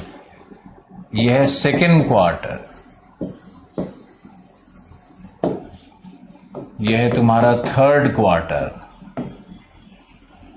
महीने में 30 दिन होता है ना, 28 दिन, 1 2 3, यह फोर्थ क्वार्टर, चतुर्थांश। बाकी समझो। लेकिन हम तुमको डेमोन्स्ट्रेशन से ही दिखाएंगे, और इस पर भी दिखाएंगे। मासिक ज्वार को 2 तरह से एक्सप्लेन करना होगा। ओके, बहुत अच्छा, तुम्हारे लिए भी अपॉर्चुनिटी है समझने का, सीखने का। देखो ध्यान से, मान लो कि सूर्य है, हमारे राइट हैंड साइड में सूर्य है। सूर्य तो भाई बहुत बड़ा है, तो सूर्य है, ये पूरा दीवाल ही सूर्य की तरह है। सूर्य को एक बिंदु मत ले लेना। सूर्य है, विशाल सूर्य है। बिंदु की तरह तो चंद्रमा है, और बॉल की तरह पृथ्वी है। तो एक बॉल है, एक बिंदु है, और एक विशाल सतह है तो ऐसे ही। या एक बड़ा बॉल है, ऐसा कुछ मान लो कि एक कॉस्को का बॉल है, और एक फुटबॉल से भी बड़ा बॉल है सूर्य, और एक पृथ्वी को कॉस्को मान लो, और चंद्रमा को एक बिंदी मान लो। बिंदी, यहां लगाने वाला बिंदी, जो आजकल, जो पहले महिलाएं लगाती थी। पहले महिलाएं कान वान नाक वाक में पहनती थी, आजकल पुरुष लड़के भी नाक वाक कान में पहन रहे हैं। कुछ दिन के बाद लड़के बिंदी भी लगाएंगे, ऐसा लग रहा है। वैसे ही बोल रहे हैं, चलो फैशन में कोई प्रॉब्लम नहीं है मुझे। चलो देखो समझो, तो मान लो ये सूर्य है, ये पृथ्वी है। हमारा लेफ्ट हैंड क्या है? पृथ्वी है। राइट हैंड को हमने मान लिया है चंद्रमा। ओके, तो चंद्रमा पृथ्वी के चारों तरफ परिक्रमण कर रही है ना। चंद्रमा के चारों तरफ पृथ्वी का परिक्रमण चल रहा है। अब क्या होता है कि परिक्रमण पथ में चंद्रमा मान लो यहां पर आ गई, तो ये पृथ्वी, ये चंद्रमा और पीछे सूर्य, तीनों एक क्षैतिज तल पे आ गया ना। अब ये जब क्षैतिज तल पे आ गया, इसी को हम लोग सिजगी कहते हैं। अब ये क्षैतिज तल पे आ गया, तो ये अमावस्या की दशा है। क्यों अमावस्या है? क्योंकि पृथ्वी पे आप रहते हो, बीच में चंद्रमा आ गया, तो चंद्रमा का जो सतह सामने से दिख रहा है वो क्या है? उस पे सूर्य की किरणें नहीं आ रही हैं, उसके पीछे सूर्य की किरणें आ रही हैं। जैसे यहां देखो, इधर यहां पर सूर्य की किरणें आ रही हैं, और ये सतह तो डार्क है। आप कहां रह रहे हो? आप पृथ्वी पे रह रहे हो, आप यहां रह रहे हो, तो आपको क्या दिखेगा? चंद्रमा डार्क हो गया ना। तो चंद्रमा जब डार्क हो गया तो ये अमावस्या है, यानी यही दशा है अमावस्या की। ये अमावस्या है, ठीक है। इसको फिर से समझो। यह है हमारी पृथ्वी, यह है हमारा चंद्रमा। चंद्रमा परिक्रमण करते हुए सूर्य और पृथ्वी के बीच में आ गया, अमावस्या। अब यहां से जब चंद्रमा परिक्रमण करते हुए आगे निकलती है अपने पथ में, तो चंद्रमा का जो एक किनारा है, सूर्य की तरफ वाला जो किनारा भाग है, वो किनारा दिखना शुरू हो जाता है। उसी को कहते हैं दूज का चांद। समझ गए? ईद मुबारक हो। तो ये दूज का चांद यही है। या जो भैया दूज होता है, या फिर हिंदू फेस्टिवल्स भी होते हैं, जो करवा चौथ होता है, वो सब दूज के चांद पे ही आधारित है। करवा चौथ में तो चौथा दिन हो गया खैर, लेकिन ये दूसरा दिन है, ईद होगा, ये भैया दूज होगा। अब इससे आगे चलो तो ये हो गया करवा चौथ, 4 दिन बाद। अब यहां पर आओगे इधर, तो अब क्या है कि अब त्रिभुज बन रहा है। ये रहा चंद्रमा, ये रही पृथ्वी, और ये रहा सूर्य। त्रिभुज बना ना, ये त्रिभुज बना। ये कैसा त्रिभुज बन रहा है? ये समकोण त्रिभुज बन रहा है ना। ये देखो, ये समकोण त्रिभुज बन रहा है। तो ये जो होता है, ये कहलाता है फर्स्ट क्वार्टर। ये फर्स्ट क्वार्टर है। 7-8 दिन के बाद, कभी कभी 7 दिन, कभी कभी 8 दिन, 7 से 8 दिनों में फर्स्ट क्वार्टर आ जाता है, प्रथमांश आता है। तो प्रथमांश में अर्धचंद्र दिखेगा। समझ गए? अर्धचंद्र क्यों दिखेगा? क्योंकि देखो, यहां चंद्रमा का कोई भाग नहीं दिख रहा है। जैसे जैसे चंद्रमा यहां पर आ गया, अब चंद्रमा का जो ये वाला भाग है, इधर वाला चंद्रमा अगर यहां पर इस तरह से है, तो ये वाला हाफ वाला भाग दिखेगा। जैसे ये भाग दिखना शुरू होगा, ये भाग प्रकाशित हो गया, तो अर्धचंद्र बनता है। अब ये चंद्रमा यहां पहुंच गया, यहां पहुंच गया, तो यहां पहुंच गया तो पूरा चंद्रमा, अब चंद्रमा का पूरा सतह जो आपके सामने है, आपको पूरी तरह दिखने लगेगा। चंद्रमा का एक ही फेस आपको देख रहा है। मान लो ये बोर्ड पृथ्वी है, मान लो ये सामने पृथ्वी है, तो हम यहां देख रहे हैं, तो चंद्रमा का ही फेस दिख रहा है। और इधर भी जाएगा तो उसका वही सेम फेस दिखता है चंद्रमा का। चंद्रमा का ऑपोजिट हम लोगों को कभी नहीं दिखता है। चंद्रमा का कुछ 56% ऐसे कुछ भाग है जो हम लोग देख पाते हैं, क्योंकि वो जब इलिप्टिकल पाथ बनाएगा तो उसका एंगल चेंज करेगा, वहां पर उसका 56%, 57% तक कुछ दिखने लगता है भाग। खैर, ये सब ज्यादा जानने की जरूरत नहीं है, ये सब घटिया फैक्ट्स, भाड़ में जाए। आपको कॉन्सेप्ट समझना है टाइड। यूपीएससी वही है जहां टाइड का फॉर्मेशन मैकेनिज्म पे बात आएगी। अब आप देखो, फिर से करते हैं। ये रहा हमारा पृथ्वी, यह है हमारा चंद्रमा, अमावस्या, फर्स्ट क्वार्टर, प्रथमांश, पूर्णिमा, तृतीयांश, अर्धचंद्र हो गया, ये भी अर्धचंद्र है, पूर्ण चंद्र, अर्धचंद्र, अमावस्या, ये चल रहा है।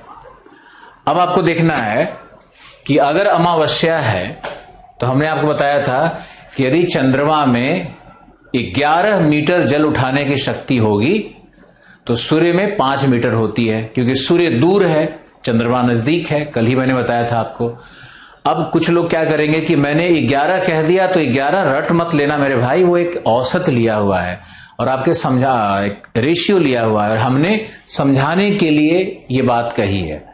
समझाने के लिए कह रहे हैं कि देखो, यहां पे चंद्रमा क्या करेगा कि 11 मीटर का ज्वार उठाया, तो ये जो ज्वार है, इसको हम लोग कहते हैं लूनर टाइड, LT।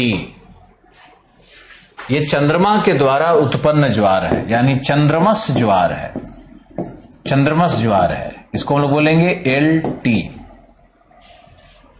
और सूर्य भी इसी दिशा में काम कर रहा है, सदिश योगफल बन रहा है यहां पे। यह है तुम्हारा सोलर टाइड। सोलर टाइड का कलर अलग कर देते हैं। ये जो तुम्हारा है येलो वाला, ये है तुम्हारा सोलर टाइड। ये 5 मीटर है, हालांकि बड़ा दिख रहा है इसमें, तो थोड़ा कम ही कर देते हैं।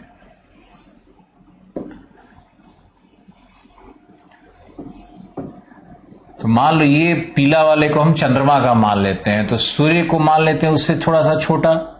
अब ये ठीक है, तो इसमें चंद्रमा और सूर्य दोनों का शक्ति कार्य कर रहा है ना।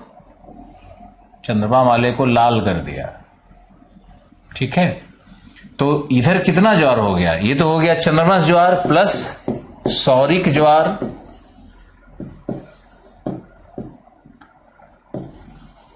Solar Tide ST। तो चंद्रमा अगर मान लो कि 11 मीटर उठाती है, 5 मीटर का टाइड सूर्य उठाता है, तो 16 मीटर का ज्वार आएगा ना इधर। अभी 16 मीटर के अगेंस्ट पृथ्वी का अपकेंद्रीय बल काम किया, तो 11 और 5 इधर अपकेंद्रीय बल कार्य किया, पृथ्वी का ही अपकेंद्रीय बल कार्य कर रहा है, तो इधर भी 16 मीटर का ज्वार आएगा। कितने लोग समझ गए इसको?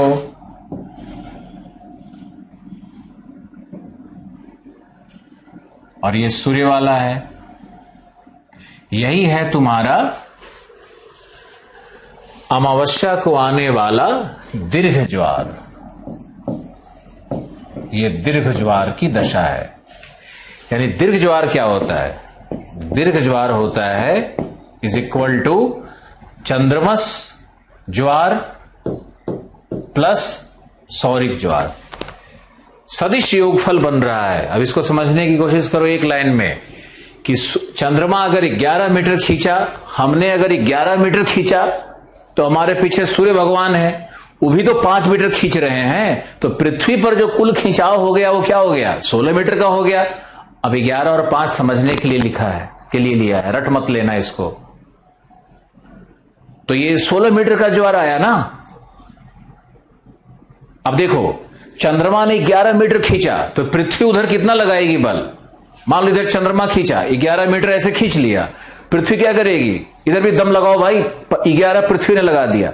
सूर्य 5 खींचा, पृथ्वी ने और 5 लगाया, दोनों तरफ 16 मीटर का ज्वार। फिर 0 डिग्री और 180 दोनों पर एक साथ ज्वार आएगा। दीर्घ ज्वार, स्प्रिंग टाइड, अमावस्या बता दिया। कितना लोग समझा?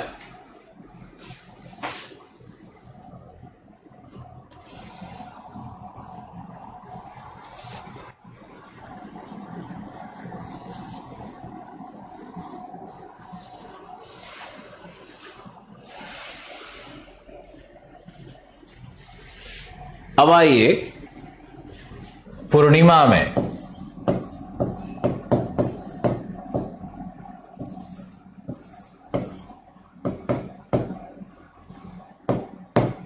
पूर्णिमा में कैसा ज्वार आएगा?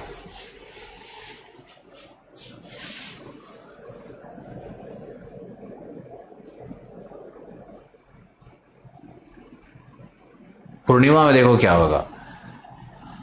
साइंस या सामान्य पुस्तकों में जो है वो ये है कि अमावस्या पूर्णिमा दोनों का ज्वार एक ही आएगा। हम कुछ और विशेष बात करेंगे। अब यहां देखो मून है, ध्यान से देखना है तो बहुत पछताओगे। मून अब इधर है, पूर्णिमा में मून इधर है, सन इधर है। तो सामान्य लोग क्या सोचते हैं कि अब दोनों मून और सन दोनों विरोध करेंगे। ऐसा नहीं होता है। हार्मोनिक सम क्या है उसको देखो। तो मून इधर 11 मीटर खींचा ना, ये देखो 11 मीटर खींचा, तो इसके अगेंस्ट पृथ्वी ने 11 मीटर का अपकेंद्रीय लगा दिया। तो इधर क्या हो गया? पृथ्वी का अपकेंद्रीय बल प्लस सौरिक ज्वार, ये इधर कार्य कर रहा है। अपकेंद्रीय 11, सौरिक ज्वार 5, 16 मीटर इधर भी आ गया। पूर्णिमा में देखो, पूर्णिमा में क्या है? 11 मीटर किसने लगाया? लूनर, चंद्रमस। और ये जो 5 मीटर लगा है, ये 5 मीटर पृथ्वी ने अपकेंद्रीय लगा दिया सूर्य के अगेंस्ट। कितना सिंपल भी है, जटिल भी है। अब ध्यान से देखो, मान लो कि हम पृथ्वी हैं, सब लोग ध्यान से देखो, हम पृथ्वी हैं। तो चंद्रमा किधर है? हमारे बाएं हाथ की तरफ बाएं हाथ की तरफ है ना। चंद्रमा ने 11 मीटर खींचा, पृथ्वी क्या करेगी? 11 मीटर सूर्य की तरफ लगाई अपकेंद्रीय बल। सूर्य क्या किया? 5 मीटर और खींचा, पृथ्वी क्या करेगी? 5 मीटर फिर चंद्रमा की तरफ झुकेगी। तो फिर तो दोनों तरफ 16-16 मीटर आ ही गया। समझा क्या? अरे यहां नहीं समझा तो कोई कभी नहीं समझा, मुझे मालूम है ये, हम बहुत टीचर देख लिए जिंदगी में, बहुत सारा सब कुछ देख रहे हैं, सब तमाशा देख रहे हैं। इरिटेट होते हैं, नाराज होते हैं, क्रोध में बोलते हैं, कई बार इसलिए बोलते हैं क्योंकि आप में कुछ लड़के ऐसे हो। कभी ऑप्शनल मुझे इरिटेट नहीं होना पड़ा आज तक। हमारे और शिक्षकों के विषय में उल्टा पुल्टा करते रहते हो। तुम लोग जो सोचते हो ना कि सूर्य इधर खींचा, चंद्रमा इधर खींचा, तो दोनों तो बैलेंस किया। अरे बैलेंस नहीं किया ना, बीच में पृथ्वी की शक्ति है। सूर्य की शक्ति का जवाब पृथ्वी दे रही है, चंद्रमा नहीं दे रहा है। सूर्य की शक्ति 5 इधर खींचा तो पृथ्वी ने 5 इधर लगा दिया, बैलेंस कर दिया। और चंद्रमा इधर 11 खींचा तो पृथ्वी ने फिर इधर 11 लगा दिया। पृथ्वी बीच में है, जिसकी शक्ति बैलेंस कर रही है चंद्रमा और सूर्य की शक्ति को। समझा या नहीं?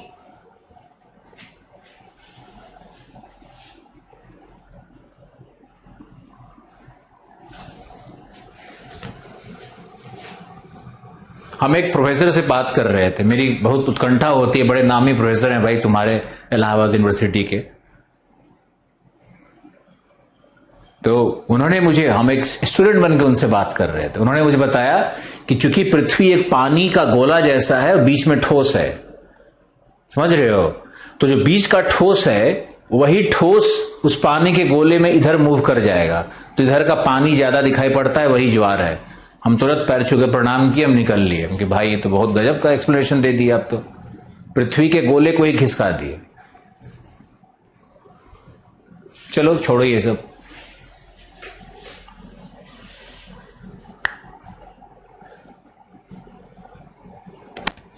चलो अब यहां पे आओ, फर्स्ट क्वार्टर में क्या होगा। अब यहां पहुंच गया है, इस दशा को देखो, त्रिभुज बन रहा है, ये त्रिभुज बन रहा है, ये समकोण त्रिभुज बन रहा है। ये डेमोन्स्ट्रेशन में देखो, मान लो ये है पृथ्वी, ये है चंद्रमा, अमावस्या था ना, अब यहां पे प्रथमांश आ गया। ये देखो, ये बन रहा है त्रिभुज, ऐसे बना त्रिभुज। अब क्या है, यहां देखो ध्यान से, तो चंद्रमा यहां है, चंद्रमा ने 11 मीटर खींचा, चंद्रमा 11 मीटर खींचा, पृथ्वी ने 11 मीटर का अपकेंद्री इसके विपरीत लगाया, इधर सूर्य ने 5 मीटर खींच दिया, पृथ्वी ने इधर भी 5 मीटर लगा दिया, तो चंद्रमा का जो 11 मीटर उठा हुआ था उसको घटा देगा। ये होता है प्रतिस्पर्धी शक्ति। समझा या नहीं? यहां सूर्य और चंद्रमा एक दूसरे को का प्रतिस्पर्धी हो रहा है। फिर से देखो, पृथ्वी है, चंद्रमा है, चंद्रमा ने इधर 11 मीटर खींच दिया, सूर्य ने इधर 5 मीटर खींच दिया, तो चंद्रमा का जल कुछ तो खींचेगा सूर्य। तो ये टाइड अब 11 मीटर का रहा नहीं रहा ना, 11 में कुछ घटा, तो दीर्घ ज्वार 16 मीटर का आया था, लेकिन ये जो लघु ज्वार है ये 11 से भी कम आएगा। है तो उच्च ज्वार ही, लेकिन इसका आयाम और परिमाण कम होगा।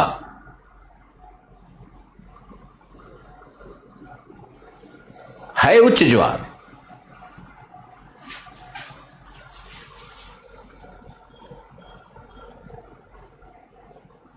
डायग्राम पे आओ, इस डायग्राम को बना लिया, स्क्रीनशॉट ले लो, बना लो, हम इसी पे मॉडिफाई करेंगे।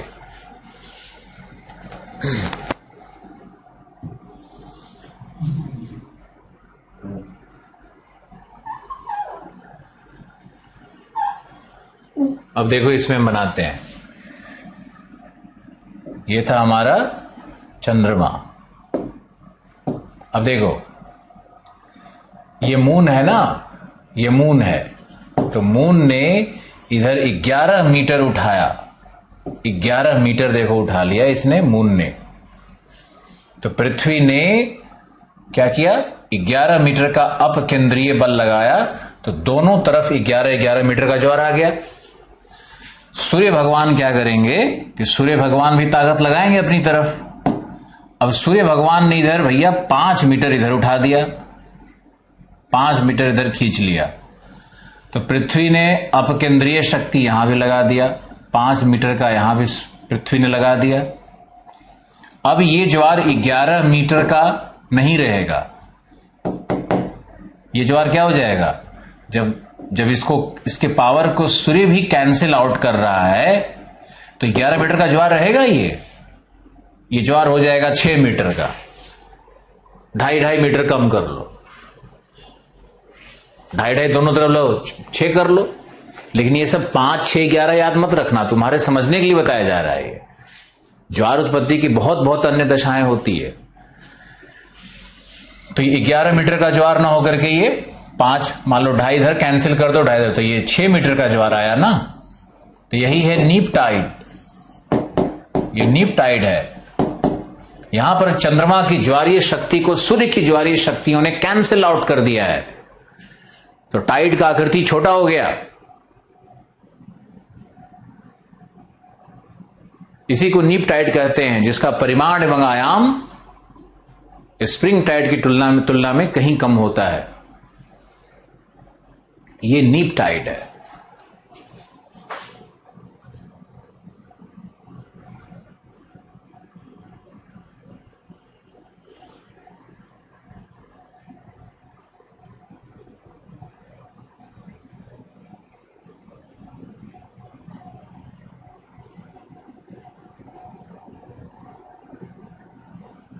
कितना लोग समझ गया, जल्दी बताओ।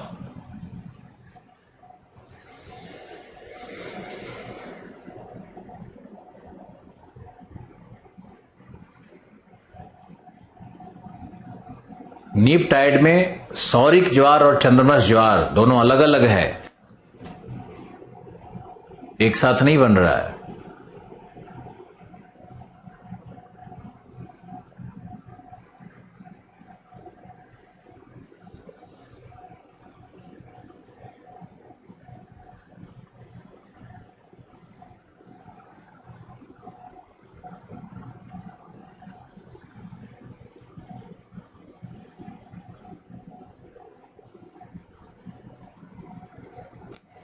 ओके, टाइड का और भी प्रकार होता है।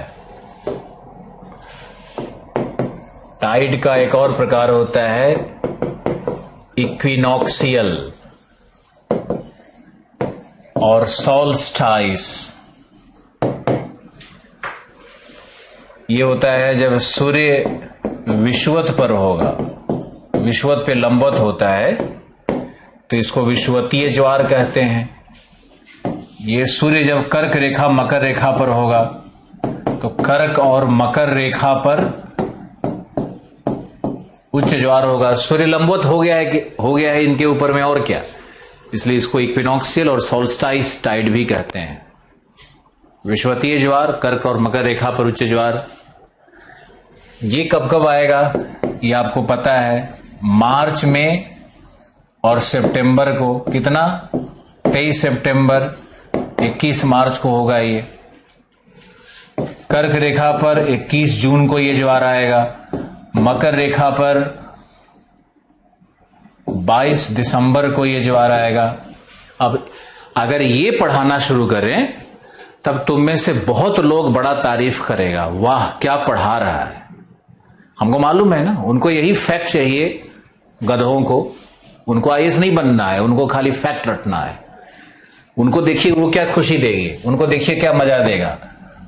ओखा एक जगह है बच्चों गुजरात में जहां 2 मीटर का टाइड आता है। ये दुनिया का सबसे निम्न ज्वार है। बच्चा ताली बजा रहा है, यही पढ़ना चाहते हो ना हमसे। दूसरा, साउथहैम्पटन में बच्चों, मेरे प्यारे बच्चों, मेरे नन्हों मुन्हों, साउथहैम्पटन में 4 ज्वार आता है। कितना ज्वार आता है? 4 ज्वार आता है। कितना ज्वार आता है? 4 ज्वार आता है। यही पढ़ना है ना हमसे, यही ड्रामा करवाना है। क्योंकि मेरा तो मन नहीं कर रहा है, लिंक है, क्योंकि 2 ज्वार प्राकृतिक है, ये उसको नहीं पता होगा।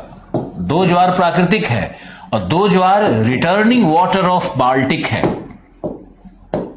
रिटर्निंग वाटर फ्रॉम बाल्टिक सी से लौटता हुआ जल है। ये कौन बताएगा? उसके बाद देखो ड्रामा, आगे करवाओ ना ड्रामा हमसे, कम ड्रामेटिस्ट थोड़ी हूं मैं।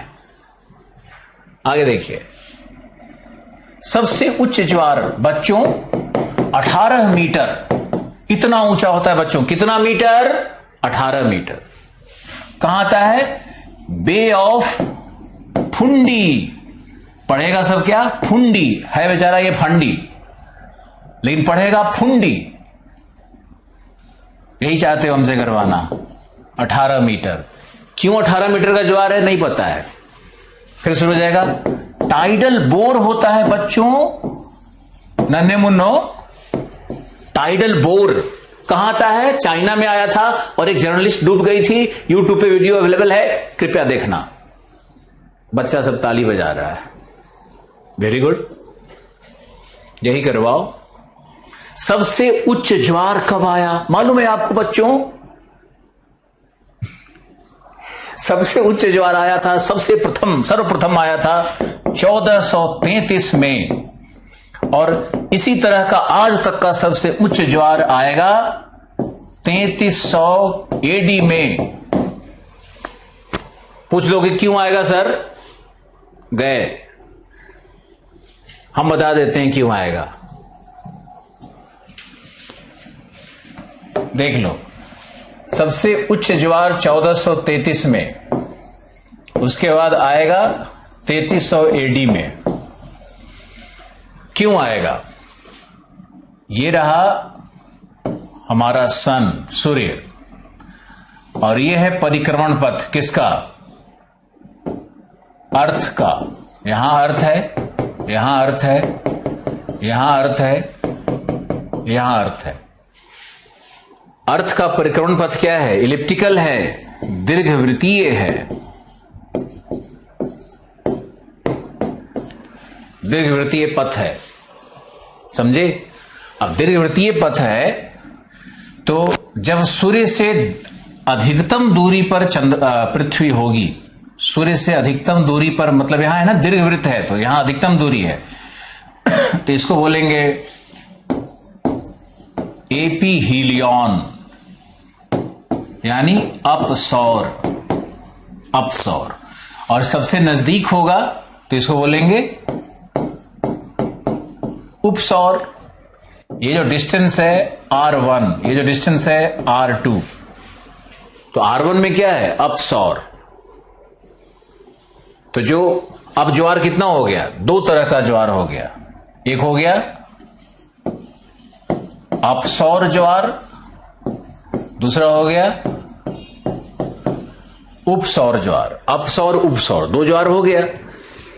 डिस्टेंस ज्यादा हो गया तो अपसौर ज्वार क्या होगा? ये निम्न होगा। उपसौर क्या हो जाएगा? उच्च होगा। अब सवाल है कि उच्चतम ज्वार कब आए? तो यहां देखो, मान लो कि ये मून का परिक्रमण पथ है, ये मून का परिक्रमण पथ हमने मान लिया, ये हमारा मून का परिक्रमण पथ दिखा।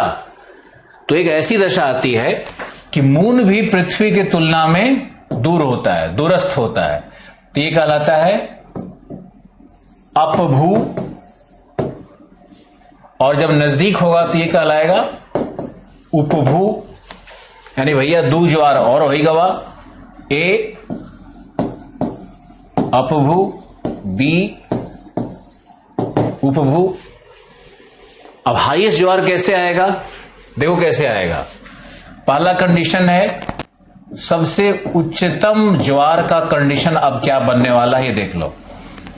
पहला कंडीशन होगा अमावस्या हो, यानी सिजगी हो, सिजगी की दशा हो। दूसरा कंडीशन क्या होना चाहिए? उपसौर, उपसौर हो। तीसरा कंडीशन क्या होना चाहिए? उपभू हो।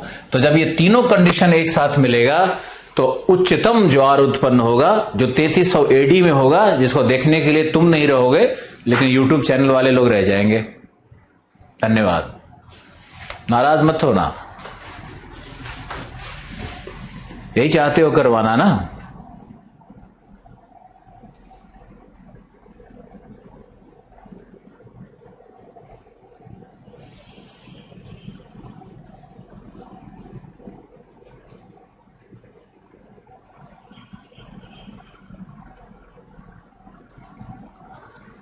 क्लास चल रहा है, डिस्टर्ब नहीं करो।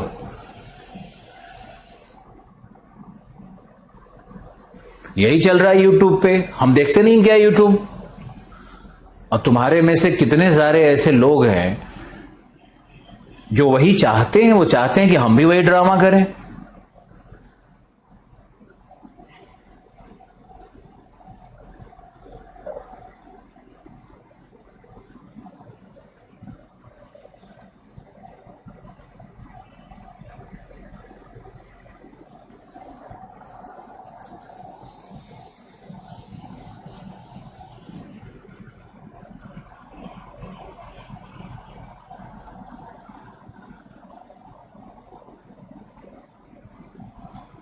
लिख लो, जो भी लिखना है सब लिख लो।